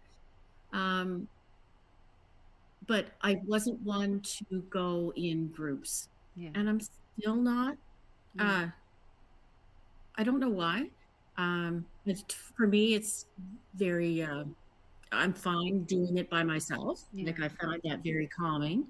And sometimes, as you say, when you're with a group of people, yeah, I just don't get the same feeling, the same peaceful feeling. Yeah, it's the thing about that kind of a setting sometimes is that like there's sometimes this kind of weird assumption about something being right or being better if it's Yeah, done this way or that way, and I just don't like those kinds of assumptions, because once you get going on your own, you absolutely can figure things out and figure out how you yeah, like to do things without exactly. someone telling you the Right. better way. I mean, what is better? Better is someone else's opinion, and if you're a beginner, you don't have the Yeah, discernment to know that's just an opinion. yeah. Maybe I'm doing great the way that I am. Now, I know that you have taught as well. Yes, I have. Yeah, and what's that It's, like when you do that? yeah, it's not it's funny because I taught for so many years. It's not always my favorite thing to do. Um, Again, I haven't done it a lot. I had what 3 or 4 sessions. Um, I feel a little bit of pressure when I'm teaching. What if I can't teach somebody to hook? What if they've come and I've charged them a certain amount and they leave frustrated? So I feel this pressure that, I've let somebody down in the group. I haven't been able to get to them, that kind of thing. Yeah, Um, I don't know. yeah, yeah. I'm okay. Like the other day, I had a woman that I know. She asked me if I would teach her. She got a kit, and would teach her? And I said, sure, come on up. I was working at the library that day. I said, come on up and we'll sit down together. And that was fine. Mm-hmm. But clearly she already, like she had done latch hooking before, as you've said before on the show, when somebody's already Yeah, used a hook in some way, shape, or form. yeah, Yeah. yeah. She caught on very quickly. Oh, Yeah. what a relief. Yeah, no, Yeah. it feels so good to teach people, but I do know what you're saying. The the I know that exact scenario where you worry that there's that one person who is not going to get it, and the more I teach, the more I realize that person is just determined. I mean, like yes, I think it snowballs, right? It's a mood that snowballs, and I can relate because I get crazy. But sometimes you get the person who starts off bad, right? And then you know you do this in life too, or at least I do. Sometimes if something bad is going on, bad situation, um, somehow I have to make it worse, right? I have to make it worse before I make it better. And I know I'm doing it on purpose, but it's just the way that I do things. I make it much worse, and then I wallow, and then I fix it. And some people learn like that. Mm. But some people bring that to class. It's like an MO where it's like, oh, Christ, I can't like, oh, look at me doing this and everyone else is already finished and Yeah. why is it me? Why am I the one who can't get it? And it's so hard in those situations because then you have to decide whether you want to focus on like an emergency room situation with this one person Person. or at the risk of um, losing time with all the other people, right? Because it's like, Yes. you know, how do you spend your time when you teach? It, It's a tough call. It's a yeah. tough call because you don't want anybody leaving angry or frustrated or bad mouthing, and you don't want anyone to leave not feeling happy and loving the craft. But man, it's hard. Get with mixed group dynamics when you're teaching. Yeah. It's And I woo. think that, again, it's just one more thing that as I do it more, I will see these little dynamics. Yeah, But it yeah. takes me a while sometimes to catch on. Now, I did one with the art teachers of Nova Scotia. Mm-hmm. They approached me. So I did one with all recycled material Nice. because I was hoping that as art teachers, they would take that back to their kids. Mm-hmm. Funny thing, there were hardly any art teachers in the room. Oh, They were mostly teachers that wanted to learn the craft. So as a okay. stress release. Well, you had a hungry audience regardless, but still. So I did right off the top. I just said to them, because they were teachers, I was a little bit more comfortable. And I just said, I'm going to present to you like I would present as a grade 12 English teacher, because I taught English as well. I'm going to give you the basics, and then I'm going to come around and conference with everybody, Mm-hmm. um, and actually sit beside you and just, work Yeah, with you yeah. one on one. I said, that means that I can't be with everybody all at once, but it's what I'm comfortable with doing. So I said, is that okay with everybody? Yeah. Oh, yeah. They were fine. And there was enough people there that had learned hooking before, Yeah. uh, that they could help their partner. Like it was pretty good that way. Yeah. Yeah. That is the thing, isn't it? Yeah. When somebody can, particularly with people who are really struggling, if there's a somebody sitting next to them who befriends them and Yeah. does the take you under my wing thing, Yeah. that can be a godsend for a teacher. Yes. Yeah. Yeah. I know so many people are writing lately to say that they are teaching locally for the first time at their library or whatever. I've gotten a Mhm. lot of those kinds of emails in the last couple of months with suggestions for supplies. So when someone writes to me with that, I always say here in the U.S., right, we have different supplies I think available, but I always say if you can't get burlap, just get burlap, get a Yeah. hoop.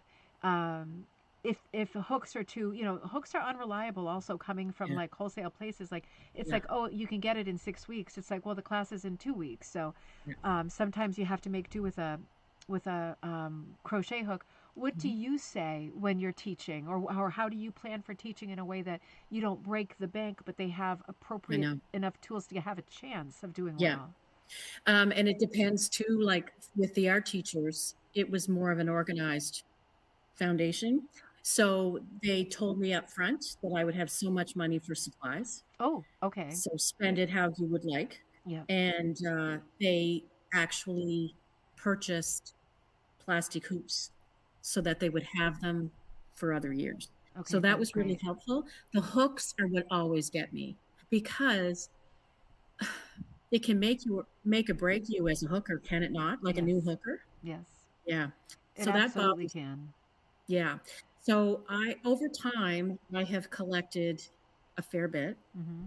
I sent them, each participant, an email this time because I had the luxury of having her email, Yeah. and just explained off the top that I would be bringing hooks. But if you have, like, if you're a crocheter Yeah. and you have size such and such, wouldn't hurt to bring that along, that kind of That's thing. smart. That's Yeah. really smart. Yeah. Because it's the worst thing. Is like I don't know what's worse. Having I feel like burlap with like a crochet hook, like a 3 or 3.5, is gonna work, right? It's not Yeah. ideal, and you can't Yeah. go that fast, and it's not how you're gonna end your hooking career if you like it. Right. You're definitely gonna swap both things out like Yeah. early, but Yeah. I feel like you at least are going to be able to pull up loops, right? So Yeah. it's as opposed to ordering a bunch of hooks like the cheapest ones, because with beginners, when they're pulling really hard, they can pull the hook right out of the Right shaft. out of the And thing. I think that's kind of worse than anything, because it's like Yeah. now you've broken the rug hook. Like, this isn't Yeah. a good sign, right? The universe No. doesn't like you. It's not going to go well.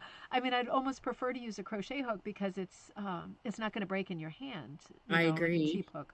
But it So does. I have, like, I bought a few off excuse me, Facebook Marketplace. Hmm. And whenever I see, you know, somebody's upgrading their crochet hook set, Yeah, then I'll, yeah. Grab grab those. those. Yeah. Absolutely. Yeah. I think that's a good call. I keep an eye on wholesalers right now, because everybody's Mm. with all the business changes in the business world.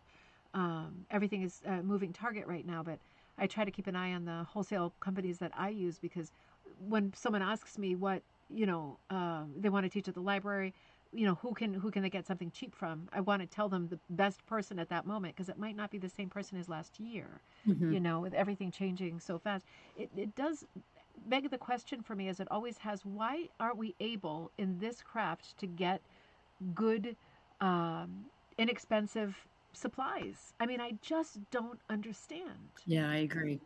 Like, there's no, uh, when I looked at hook, like at a hook price, Yeah, well, I don't know, some of them are, well, probably with tax, would be yeah, $20. yeah, And if you're yeah, having 6 participants, I don't know. yeah. It turns into a lot. I mean, yeah, the desirable hooks. I mean, I have a few hooks that cost more than $70. I mean, I I know. never would think I would spend that on a hook, but turns out I did. And Yeah. and I do like the hooks, but I got to say, not not a lot more than the other hooks, not a lot more than my cheap hooks, you know. And I bring, like, I've got, I don't know if it's here or not. No, it isn't. But my favorite hook, Yeah. beautiful maple wood handle. Oh, that tactile kind I of a hook. I do bring it so that they can see if this is, and I'll say, if this is something that with time and diligence that you're going to love, Yeah. you try my hook. Yeah. I'll say, just try it and you'll see the difference. Yeah. And Uh, there's a huge just so that difference. they understand that, you know, split. If this is your craft, if Yeah. this is going to be yours, yeah, You want things that are not that are easy to work with. And yeah, unfortunately, in our craft, the easy stuff is expensive. Like, the really yes, luxury stuff that glides and works flawlessly is the more expensive stuff. Which does seem a shame. It is nice having fancy hooks that are made of nice woods. It's nice to hold them and smell them. Um, but yeah, it continues to be a very hard entry level, sort of price point for people coming to this craft. I agree. Yeah, And you get the plastic beginner frames or hoops. yeah, They're not very good, and they're I just think, not. oh, if you only realize, like, I've got some really nice hoops, Yeah, and you would like this so much better because you could pull it tighter, and yeah, absolutely. yeah, Yeah. yeah. Oh, yeah, we have the same problem in different countries. Oh, let me catch up a little bit. Wait. Okay, wait a minute. We got a lot of comments there. Let's catch up with our buddies over here. I found, okay, get out of your head and into your hands, Ruth says. That's Yes. a good one. That's a good Yeah. one. That'd be a great motto to hook, right? Yeah. Yeah, that's a really good one. Um, um, Wait a I minute, I can't think I missed. imagine not doing something. Knitting, I knit a little bit in the morning usually, you know, Yeah, or maybe a little bit before I go to bed at night. And then, yeah, I'm always busy. me too. Me too. A day for me. A day that starts out where I have to go like on the computer and do something first thing. Just it's not a good way for me to set myself up in the morning, and sometimes it has to be like that, Mm, doing something or writing something right now I was like getting my exhibit ready, and I was doing stuff with text, and it was the kind of stupidness where I'm in Word and you paste something and it skewers every other page, and it's just like, uh-oh. This is going to set me right off for the day. You just yeah, long in those moments to just sit down and do something like hooking or knitting, yeah, with your hands, because it's like, plant a radish, get a radish. Whereas everything else in the world doesn't work like that. no, You try and you screw it up, and Friday night, right? I mean, everything else is questionable, but hooking is for sure, right? yeah. If you You're save going to your have a work idea, product. yeah, You're going to, and it may not be like tomorrow, but the thing, like with my big rug here on the floor, the log cabin, yeah, it's going to get done it's now. gonna get done. You've reached that stage where you know that that's going to be finished. Yeah. And Yeah, it's nice to have these projects that are a bit protracted time yeah, wise, yeah. with because it's a gorgeous project, and you're in a great rhythm with the darks and the lights, but it is a lot of the same kind of thing, and it's It is. probably good to come Yep. out of it and back into it. And it's also big. Yeah. So I have a shed camp frame. Mm, Uh, Again, I bought it from Deanne Fitzpatrick's studio years ago, but I hardly use it anymore. yeah. One of the reasons why is I find that like when I was using yarn, Mm-hmm. you how should like you could when you fill in with yarn, it's much faster, Yeah. and you're not doing linear or line. No. But and so that's fine with the Steadicam frame. But when I started doing, for example, the log cabin, you are very specifically doing going in one direction and then the other. Yeah. And I just found that the frame wouldn't move with me that way, if that makes sense. That makes So perfect I have sense. my good old hoop, Yeah. and I use a Morgan hoop, and it's the kind that has it's a stand, Yeah. Those are and I great. paid a bit for it, but it was worth it. Yeah. And so that means, you know, that you're taking it in and out and in and out, Yeah. right? Yeah. So in one way it paces you because you do one block at a time, but then you have to stop and readjust it. Yeah. Absolutely. I mean, this is such an interesting thing to think of, because when I think, I love what you just said about the Shedicomp frame, because it's like, yes, that frame would work best when you're doing a scene that is like you're painting, right, with yarn and nubby stuff and thin stuff, and you're just filling it in as you go. But it would not be ideal if you were doing something geometric at all. No.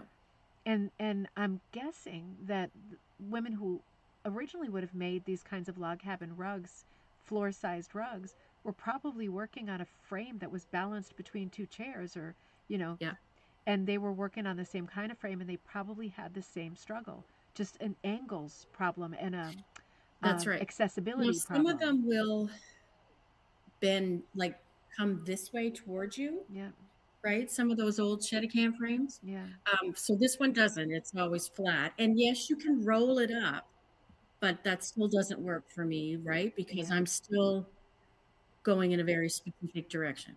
yeah. That's a fantastic point.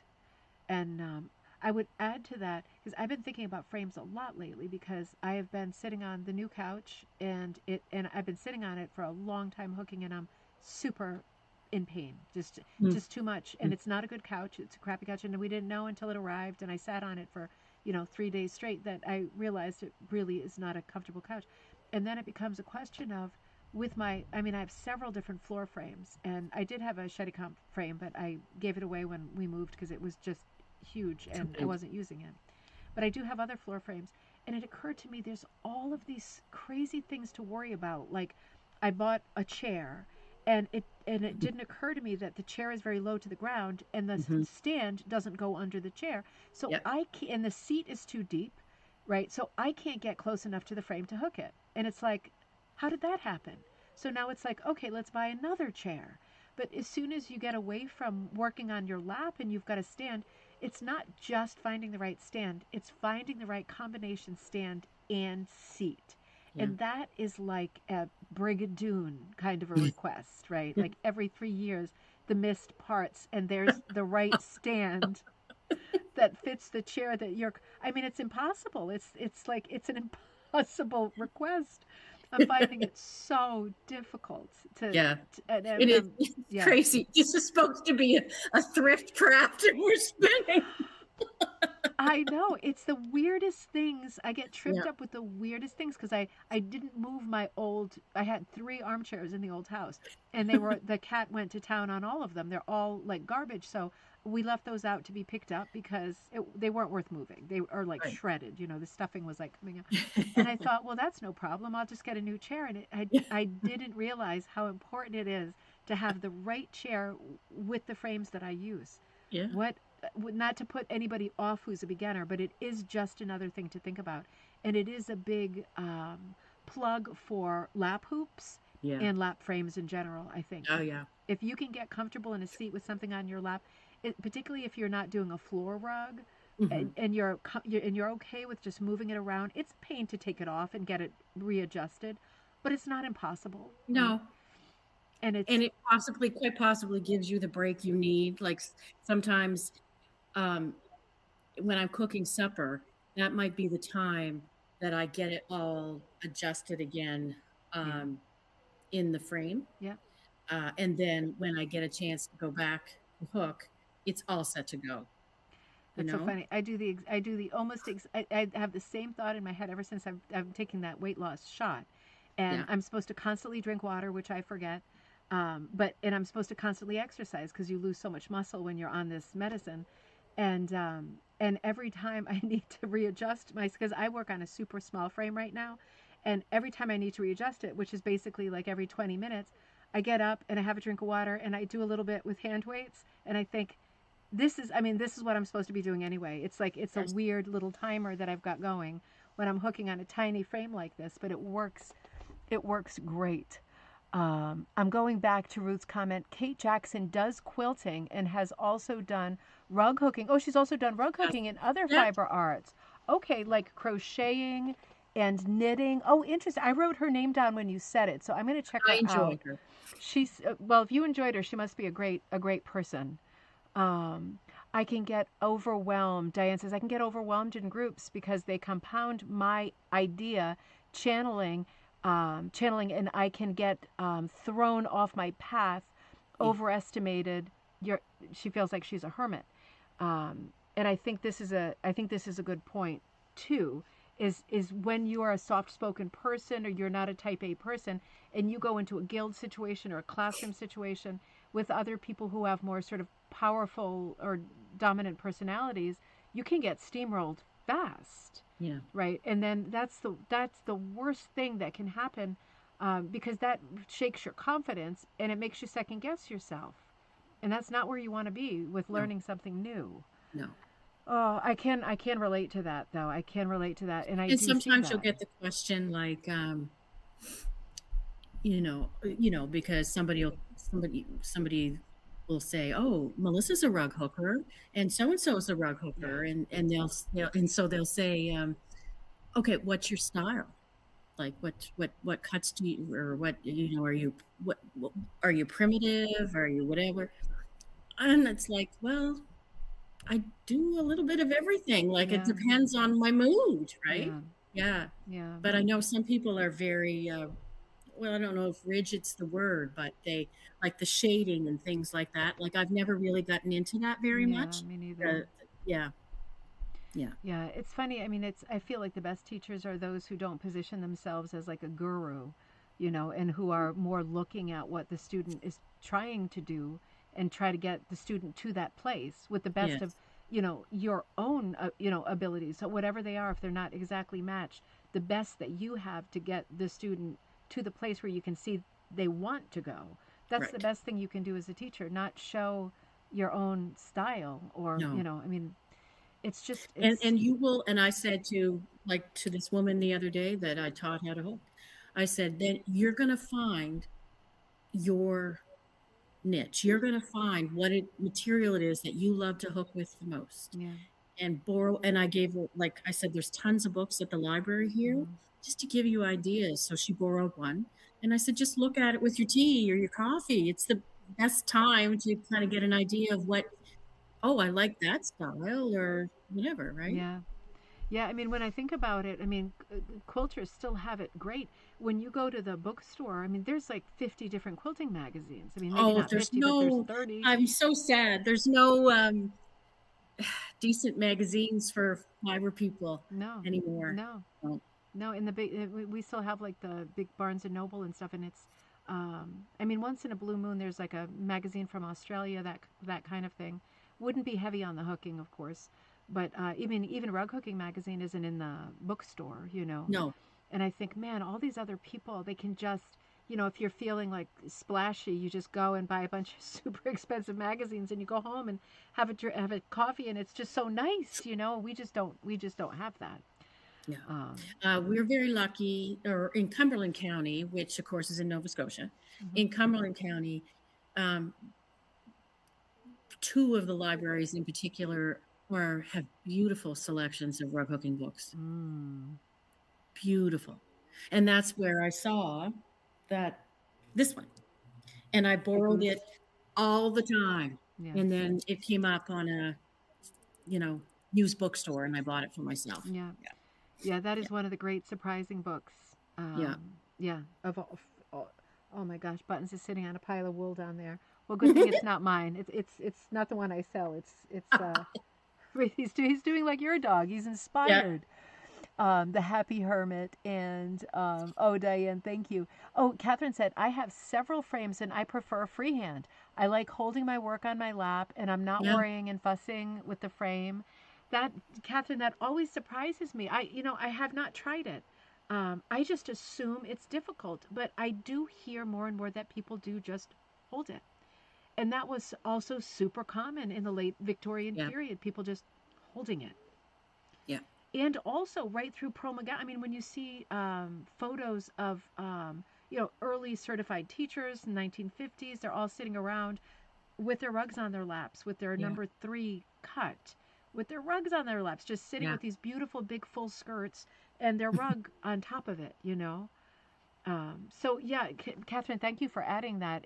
That's true. It's always interesting to know how different people work, because you cannot rule anything out. No. You know, you don't. This is one of those things, like whether or not you're the kind of person who in life, like somebody could say to you, don't do that. Like it's not going to end well. Don't do that. You might be the kind of person who's like, I hear what you're saying and it makes sense, but I'm still going to go ahead and do it because I Yeah. have to do everything myself. I feel like that with rug hooking. Like someone could say to me, "Oh, you don't want to, at the beginning, you don't want to leave your tails down. You don't want to do this, or Yeah. you don't want to do that." And I always thought, well, I kind of do want to do that. It sounds easier. I think I do. And then I did, and I thought, wow, well, nothing happened, right? The piece is No. still holding Exactly. together. What's the worst that can happen? I know. It's all of this, the over the micromanaging, the helicopter teaching, all of this stuff is so.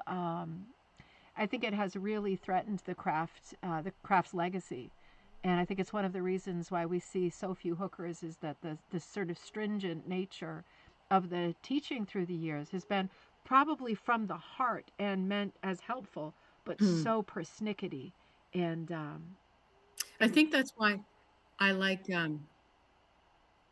the British, the English, like some of those rugs in the pictures, yeah, like they're rough, they use any kind of material, yeah. but it looks beautiful. Looks beautiful.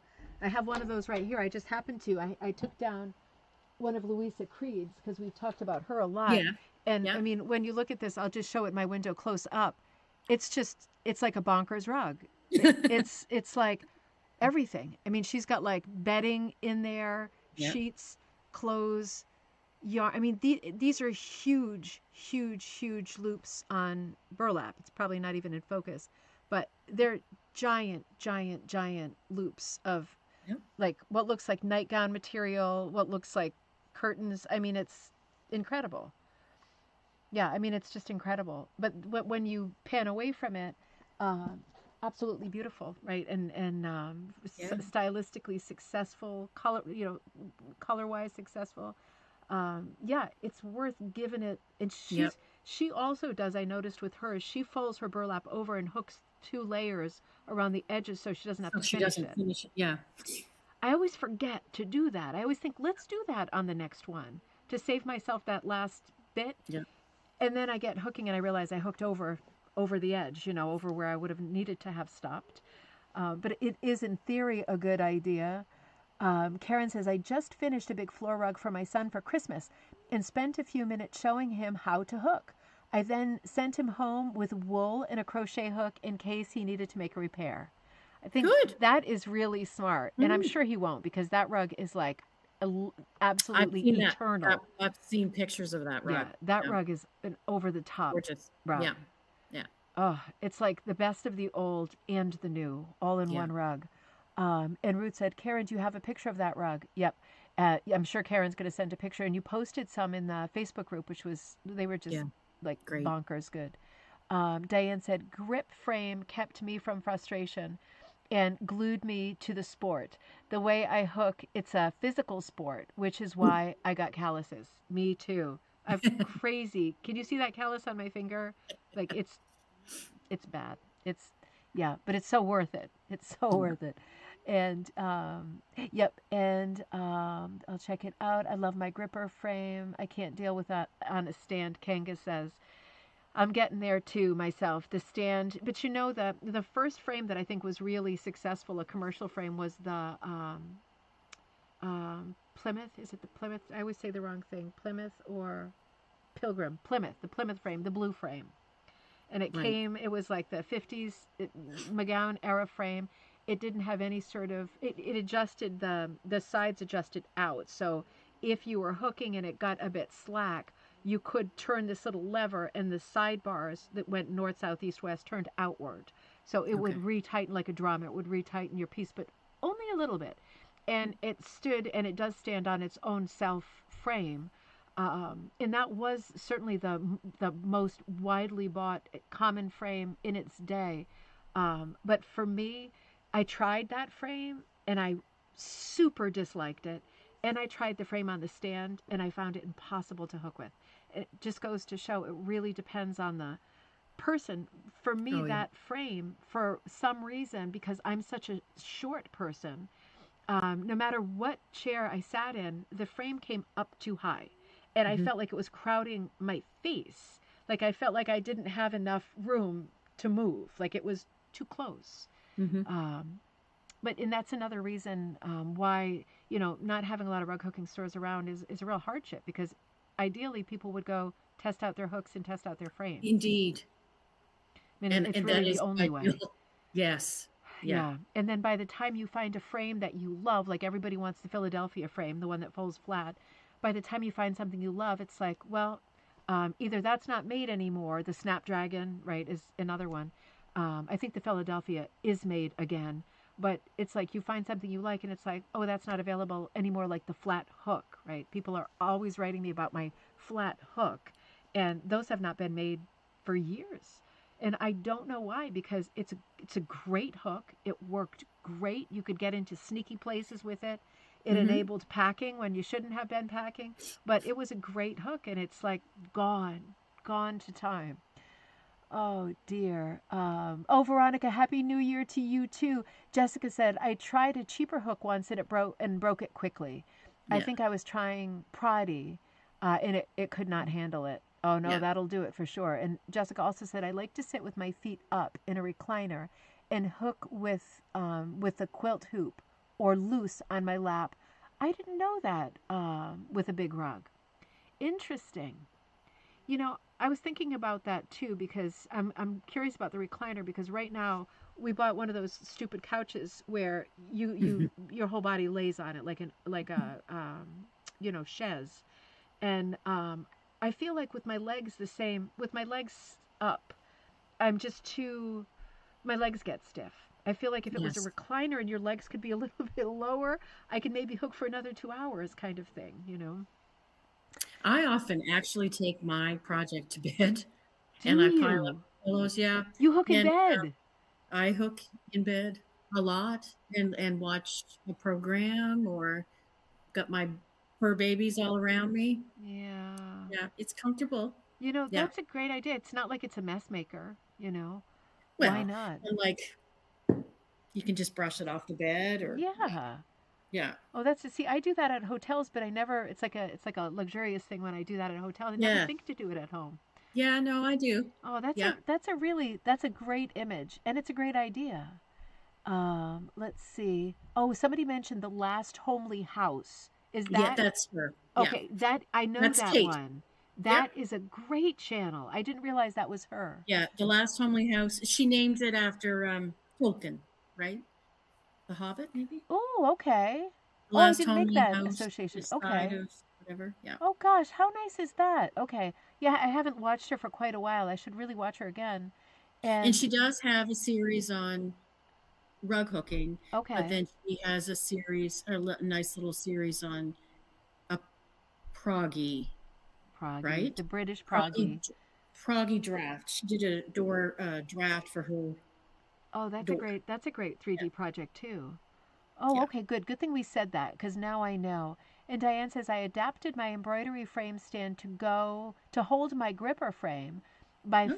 flipping side grips on the stand upside down and drilling holes. Wow. In my grip frame, then inserting bolt ends into the holes falls off a lot. I I I think I understand what you mean, and I've seen some adaptations with other frames like embroidery frames too. Um, Simpler adaptations like adding gripper frames to them and stuff.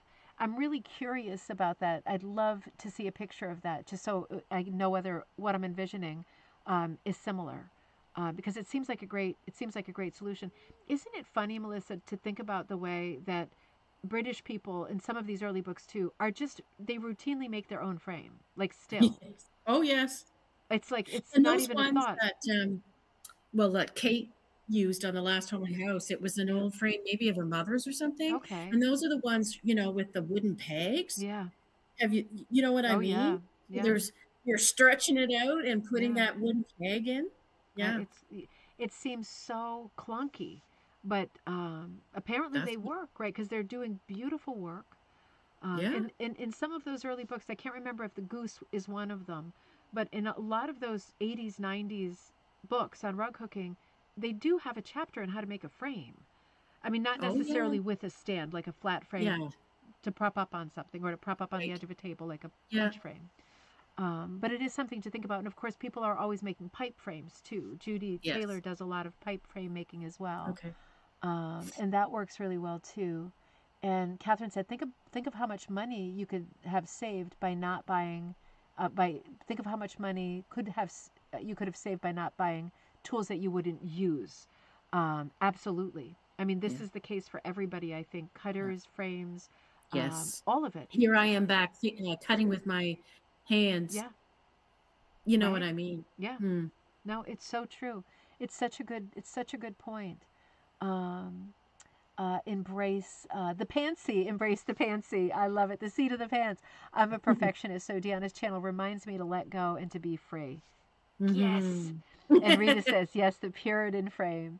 Embrace the packing too. Oh, I have been the worst lately. I haven't even been trying to stop myself.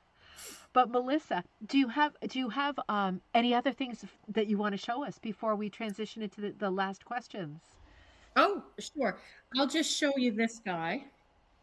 Let me He see. was on. I've shared him before, but I I want really to like. see him. He's my octopus with the pumpkin. Oh, I love that guy. Pull him back just a little bit. That is and a little bit to your left, Towards me or away? away. No, sorry, towards. Sorry. Yeah, yeah, yeah, yeah. Yeah. Closer to your face. You know what? Let me see if I can just let me. I should be doing this. What's wrong with me? Hold on. Let me see if I can just move you a little bit. Hold on. There we go. I'm so sorry. I should have done that right from the start. Oh, that is so. I love him, and he does remind me a hair only because I just watched the finale of Stranger Things. Yes, you mentioned that before. I see a lot on about that show. Yeah.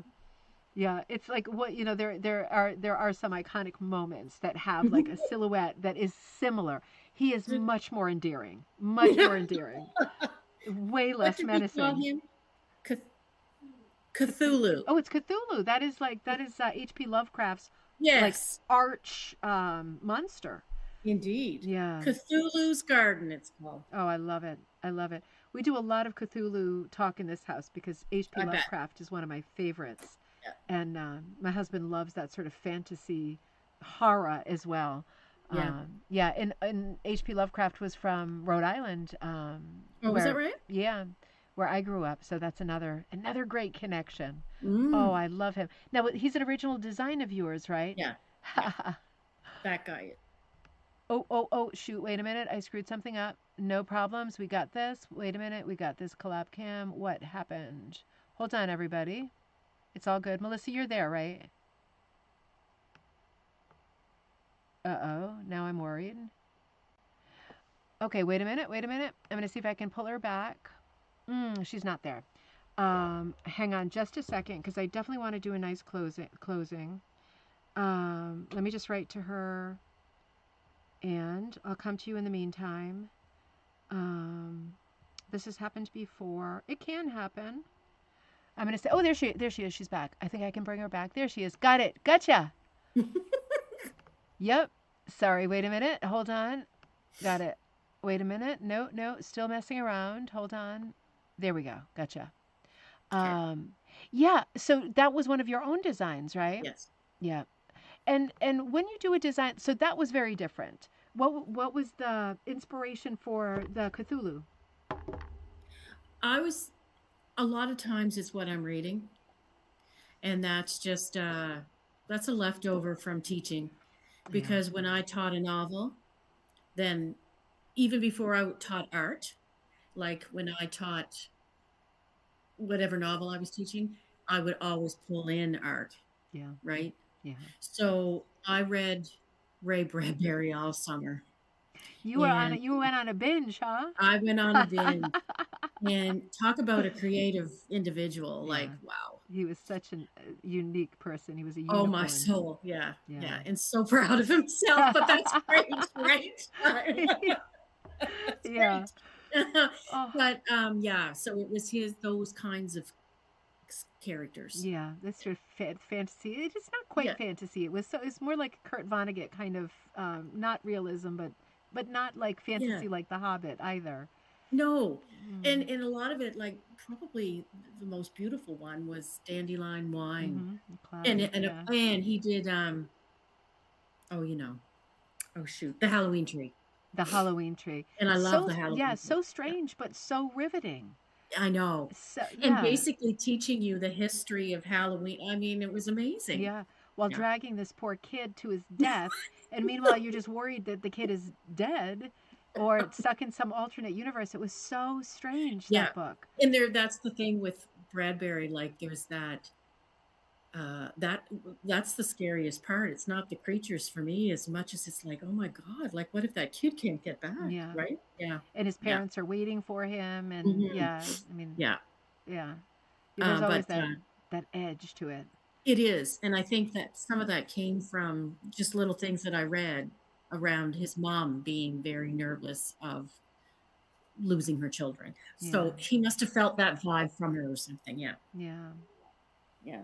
Oh No, so God, that's where he came from. Yeah. that's where he And, came and from. that's often the case is I'll get involved in a book and then, oh, this would be a neat thing to do. And you research a little bit. And yeah.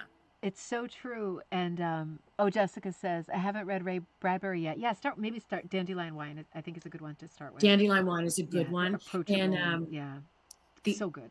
October Country, October, I think it is country. Ooh, yep. I think you're right. really good ones in that. Yeah, yeah, He's a seasonal person. Do you know what I mean? yeah. Like I He feels like find, a fall read for sure. yeah, yeah, Um, yeah, and what was I going to say? You know, I love what you're saying because it's like when you do finish a book, or you're reading a book, or you finish a series, right?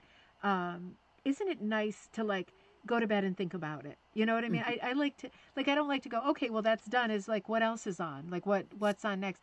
I like to sit with it for a while, whether it's a book or whatever, and just think about it for like however long my brain until my brain exhausts of the conversation. I like to think about it and work things out and replay scenes and stuff. And it does give you a lot of imagery in your head, yeah, particularly if it was enjoyable. Also, if it was challenging, right, or scary or something, it's like mhm, still working it out in your head, yeah. kind of thing. And yeah, that's a He great always had a reason. lot of circus. That's that whole idea of the circus Yeah, at night, and yeah, there is something so unsure, unsafe. It's same as masquerade parties and things like that, I right? Like know. masquerades in Venice, people they're covered and you're interacting with them and you don't know, you can't see their face, you don't have any cues about what their intention is because you can't see them. And Yeah, that's the same thing as, whether you're in costume or in the dark, but if you're both, that's quite scary, you scary. know. That Yeah, really is. yeah, yeah, Yeah. yeah. Oh God. So hey, what do you think is next? What do I think is next? Well, I've got this again. This is connected to literature, and it's a poem that I came across uh, called "Words to the What to Do, Things to Do When You're in the Body of the Whale, Belly of the Whale." Thanks, sweetie. Okay. And And that's a book? it's a poem, Okay, it's a poem. and Ooh, it's a list of okay. things. I'm not I sure, love a this. I'm poem. writing I it think it down. must be a modern poet. I had it. Okay. I had his name written down here, and then God knows what I did with it.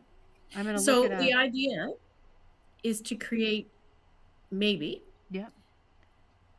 an interactive piece. Oh, So there's a gallery in Moncton.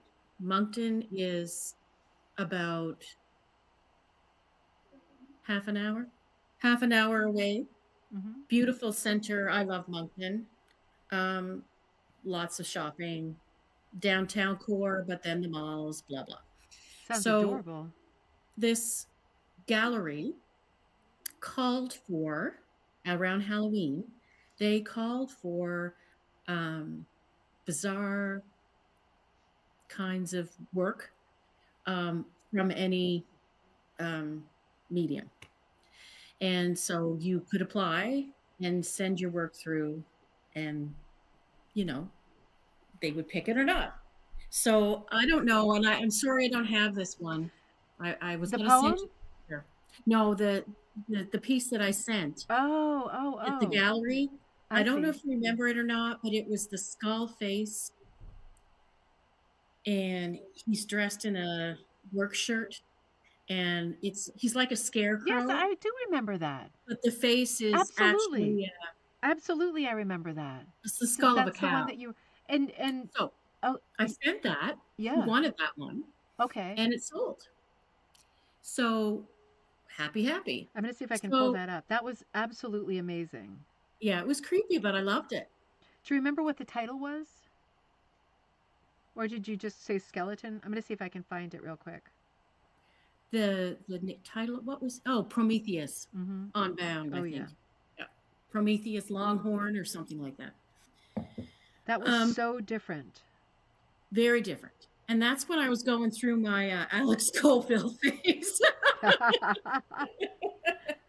And so I used a lot of his colors and stuff. Yeah. Oh, I got it. I got it. Okay, here we go. Let me see if I'm going to try to bring it over here. I'm going to drag it over here a little bit. And let me open it up big. There we go. There he is. Yeah. So this So was this past fall. Oh, it's probably not coming into perfect it's focus. good. So this guy is an actual scarecrow in out past our place. It's a little rural drive. Oh, He actually exists, ooh. and he's very creepy. We're a university town here, so I have a funny feeling that maybe some kids put him together. I have no idea, but he has stayed there forever, Okay. He's a piece and of he's folk art. holding this big bale of hay over his head, Mm-hmm. and he's extremely creepy, but fascinating. Mm-hmm. So I went out and took the picture, and then created that. What if at night he throws that bale of hay, rips out of his whatever, and he's real? Mm-hmm. So that's where that came from. That's a That great idea. that guy. Ooh, and it's got a local like a local tie, like local It's a, interest I tie. know. Ooh, I love So that. I made that connection with that gallery, Mm. and so I believe the next theme for the summer they're looking anything to do with water. So that's when I got that idea about the Belly of whale. the Whale. Yeah, I came across this poem. Dan That's it. Albergati. Yeah, that's it. It's very cool. I'll just say this is just the very beginning. It's like measure the walls, count the ribs, notch the long days, look up for blue sky through the spout, make small fires with the broken hulls of fishing boats, practice smoke signals. Like it goes on and on Yeah, and on. yeah. That's really clever. I like that. It's a clever poem, and you can take it as very literally, or what's your belly of the whale, right? Yeah. So I found it really interesting. So then I got this idea of doing another big rug, but just the outline of a whale. Yeah. But what's going inside that whale could be an interactive piece. So Mm. you've got the big whale, Yeah. but then you've got smaller hooked pieces or embroidered pieces. So maybe you can put a lamp in it Yeah. with, you know what I mean? Oh With yeah. like a felt board, Yeah, and sort would of. it be like the cross section, like the side Yeah, view of his body, like a exactly. dollhouse? Okay.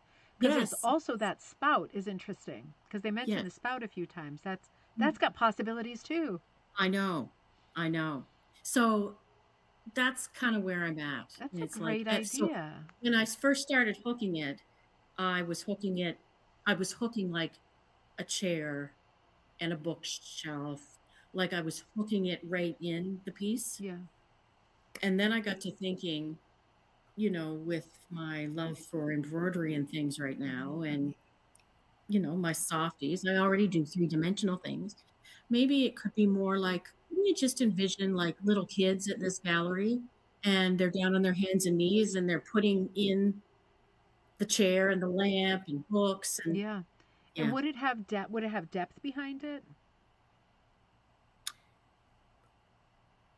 that I don't know. Hmm. I know what you mean. Yeah. Because they mention so many things. Not that you would want to be I super know. literal. They mention so many things in the poem. It's like a laundry list of stuff. So it's such And an in interesting fact, idea.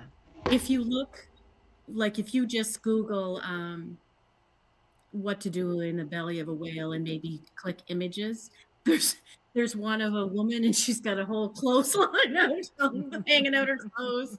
Yeah. So just a lot of neat things. Oh, that is Um, really fun. yeah. So that's kind of where I'm at. Yeah. That's that's like a big project because It is a it's a big thinking project. project too, right? There's like Yeah. yeah, and it's the kind of thinking project where even when you get started with it, you'll probably think of 100 more things. That's right. So it has potential to be such a snowball project. But if you can create some kind of a vehicle where you can add on if you have 100 more ideas after you get Yeah. started, Yeah. and it's a scalable kind of a project. Yeah, it's like the equivalent of installation art, right? It Yeah. doesn't have a shape as a piece, but Yeah. yeah, you can chip away at that. That's something nice to think about when you're falling asleep. It is. Yeah. And that's one of those things, remember with the Omen days Yes. that we talked at the beginning of the Yeah. show? After that idea came to me, the number of times that I've come across a story about a whale Hmm. or images of a whale, memories of being in a museum with the blue whale across the Yeah. ceiling. uh, once you start paying attention to those things, they're everywhere. Yeah. Yeah. There was just a news story like 2 weeks ago about a guy who was swallowed by a whale and spit back up. I mean, it was just right before Christmas. Okay. That was just in the news. But yeah, it was like, how does that happen? You know, how Mm. does one get into that kind of situation? That's a bad day. I guess it is. Yeah. But yeah, you're right. I mean, with biblical connotation aside, there are a lot of whale stories. Yeah. That's interesting. How fun! It's like nobody has a green car anymore, and then suddenly everyone has a green car, right? Once you start looking for it, you find it. Law Yeah. of attraction, right? Yeah. Interesting. That's a really fun project. I can't wait So to see how you hash yeah. that out. Yeah. Yeah. But Oh, just because that gallery is very unique, and I'm glad that she accepts unique stuff. that's a great opportunity having someone who puts out like a broad shout out like that. And there's yeah. And they also had a traveling. I didn't have. I ran out of time, Mhm. but they had a traveling exhibit, meaning the call was for a 6 by 6 piece of artwork, 8 by 8 could be the biggest, and then they created little galleries all around downtown Moncton Oh of this work in the windows. my god. So she's innovative. Yeah. That's really smart. They did that not that with rug hooking, but I wish this would happen more often. The one of the villages I go to a lot in the Berkshires, they do like a school thing with like the local schools, and they have the kids draw Halloween pictures for the windows. Right. And I mean, there was like more than 100 giant paintings up in every store window. There wasn't one on this giant main street that didn't have at least two, if not like four, pictures in it. It was just so cool, you know. Hmm. It was such a community vibe, and it was like a free exhibit to look at from the street. It was just so cool. I love it when people organize stuff like that, and I love it when you know when art is fun. Gallery art is fun because it does have that reputation of being highbrow Yeah. and there's standoffish people, eccentric people, and I think the more artists who can like leave their ego at the door and just do their art the way that they want to and just be brave enough to share it, the more art we're going to see. The Yeah. more interesting art we're going to see, and the less of those sort of shishi galleries we're going to see. Yeah.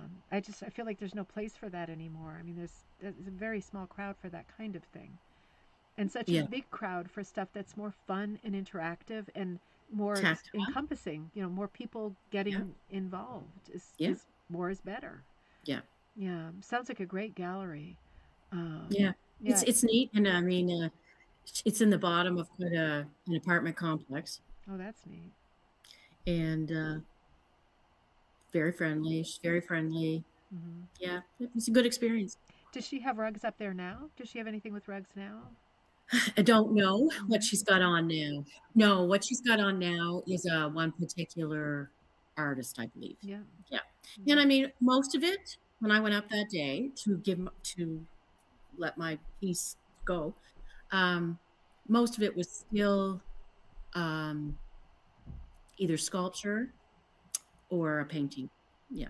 Was she happy to have a hooked piece? Oh yeah. Yeah. Yeah. Yeah. And she chose it. I sent her three. Yeah. I sent her that one, Yeah. and then I had done two other smaller ones of different personalities. Like one was the skull, Hmm. but it was clearly Vincent van Gogh, right? Okay. And he Yep. was standing in a field of sunflowers. Okay. Yep. So the same face as if it was another family member. That's kind of what I was getting at. I see. And then there was a third one.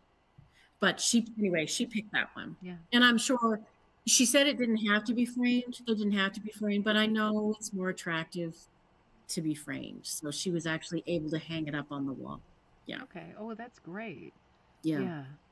Yeah. I mean, that piece is so different, and Mm, and it's a really compelling piece. Had a little bit of the Georgia O'Keeffe feel, right with the exactly. yeah. Yeah.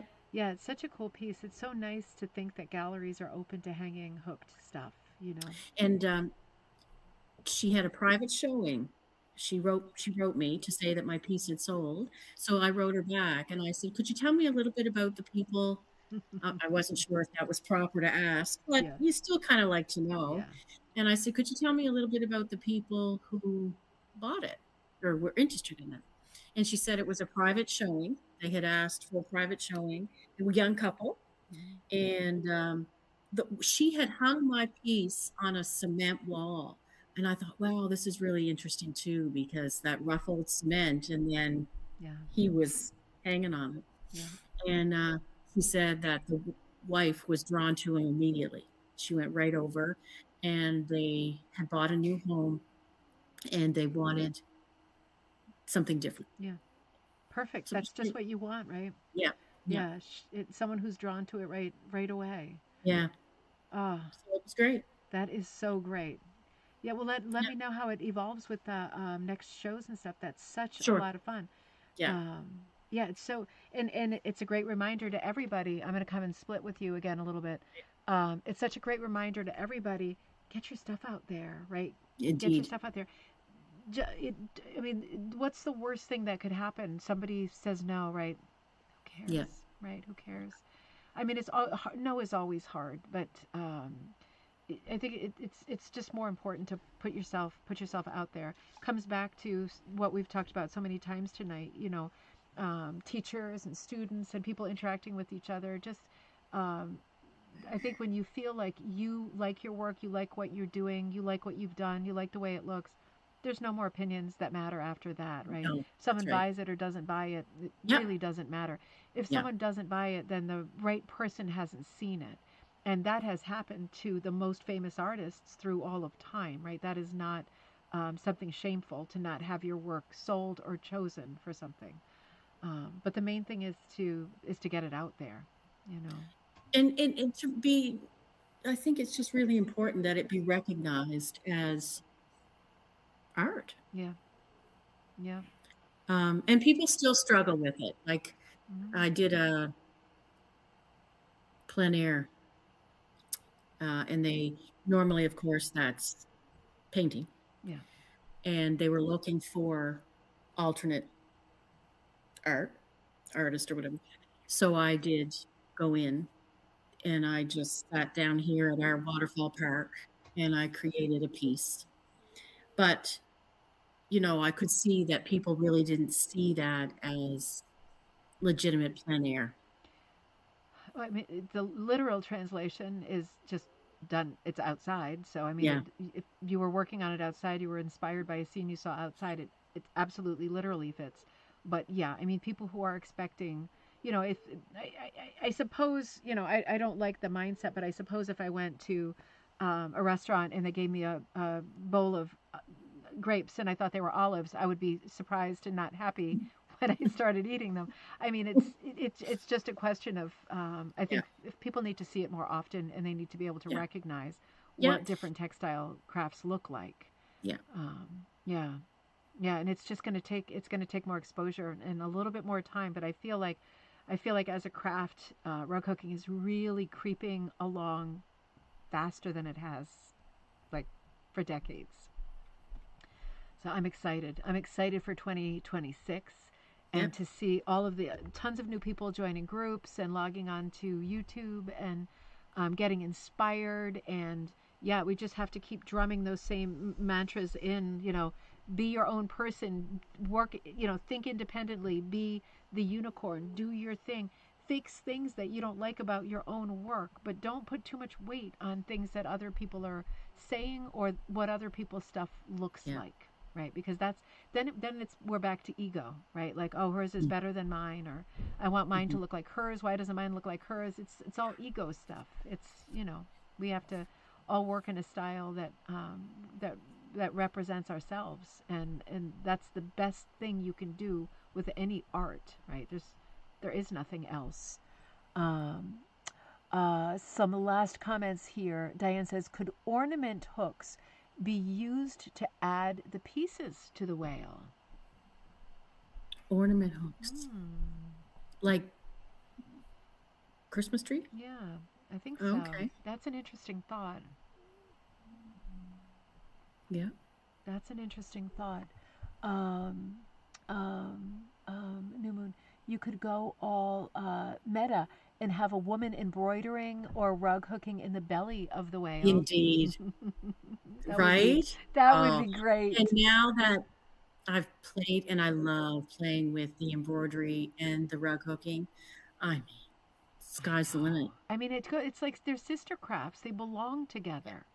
And there's always the smaller detail, of course, that you can get with, Absolutely. The yeah, smaller detail and the sort of broader brush, what you're doing with the Crazy Quilt Coffin, bringing yeah, in patterning and stitching over the patterning. I yeah, mean, that is like it just the change of scale, right? Just changes the piece completely. These are things that we probably know how to do already, so they're easy things to yeah, introduce. It's not like yeah, saying to someone, "Well, why don't you learn how to weave on a giant floor loom and then incorporate that?" These are things that people probably already know how to do. It'd be fun to exactly. experiment with. And it's that confidence piece too. Yeah. It's that, as you said, sitting down and thinking, like with the penguin, I'm pointing because It's up Oscar on the Wilde's wall. over there. But it was like, how am I going to do this? And I just talked it out loud. What's the worst case scenario? Yeah. You know, I'm always get caught up on the fact that it doesn't look neat. Yeah. But then it really is okay. Like it's okay for the stitches not to be the exact size, same size each, you know? It Yeah. is Yeah. okay. Yes, Yeah. it is. I know it's easy to get caught up with technical things like that. Mm. Sometimes when I get caught up with that stuff, I think, is this really what it's about? Or am I just looking for a fight with myself or something like that? Is there really something wrong here? But yeah, And yeah. the old cliche of walking away, it does work. It Yeah. does work. It does work. It's so often that I hate something and I put it away and then I find it like years later, and I think who did first I think who Yeah. did this, and then I think this is really good. Exactly. Like oh I did this. That's happened so many times with different orphaned projects over the years, and then I think yeah what was wrong with me? My head just wasn't in it, or I was thinking something else, you know.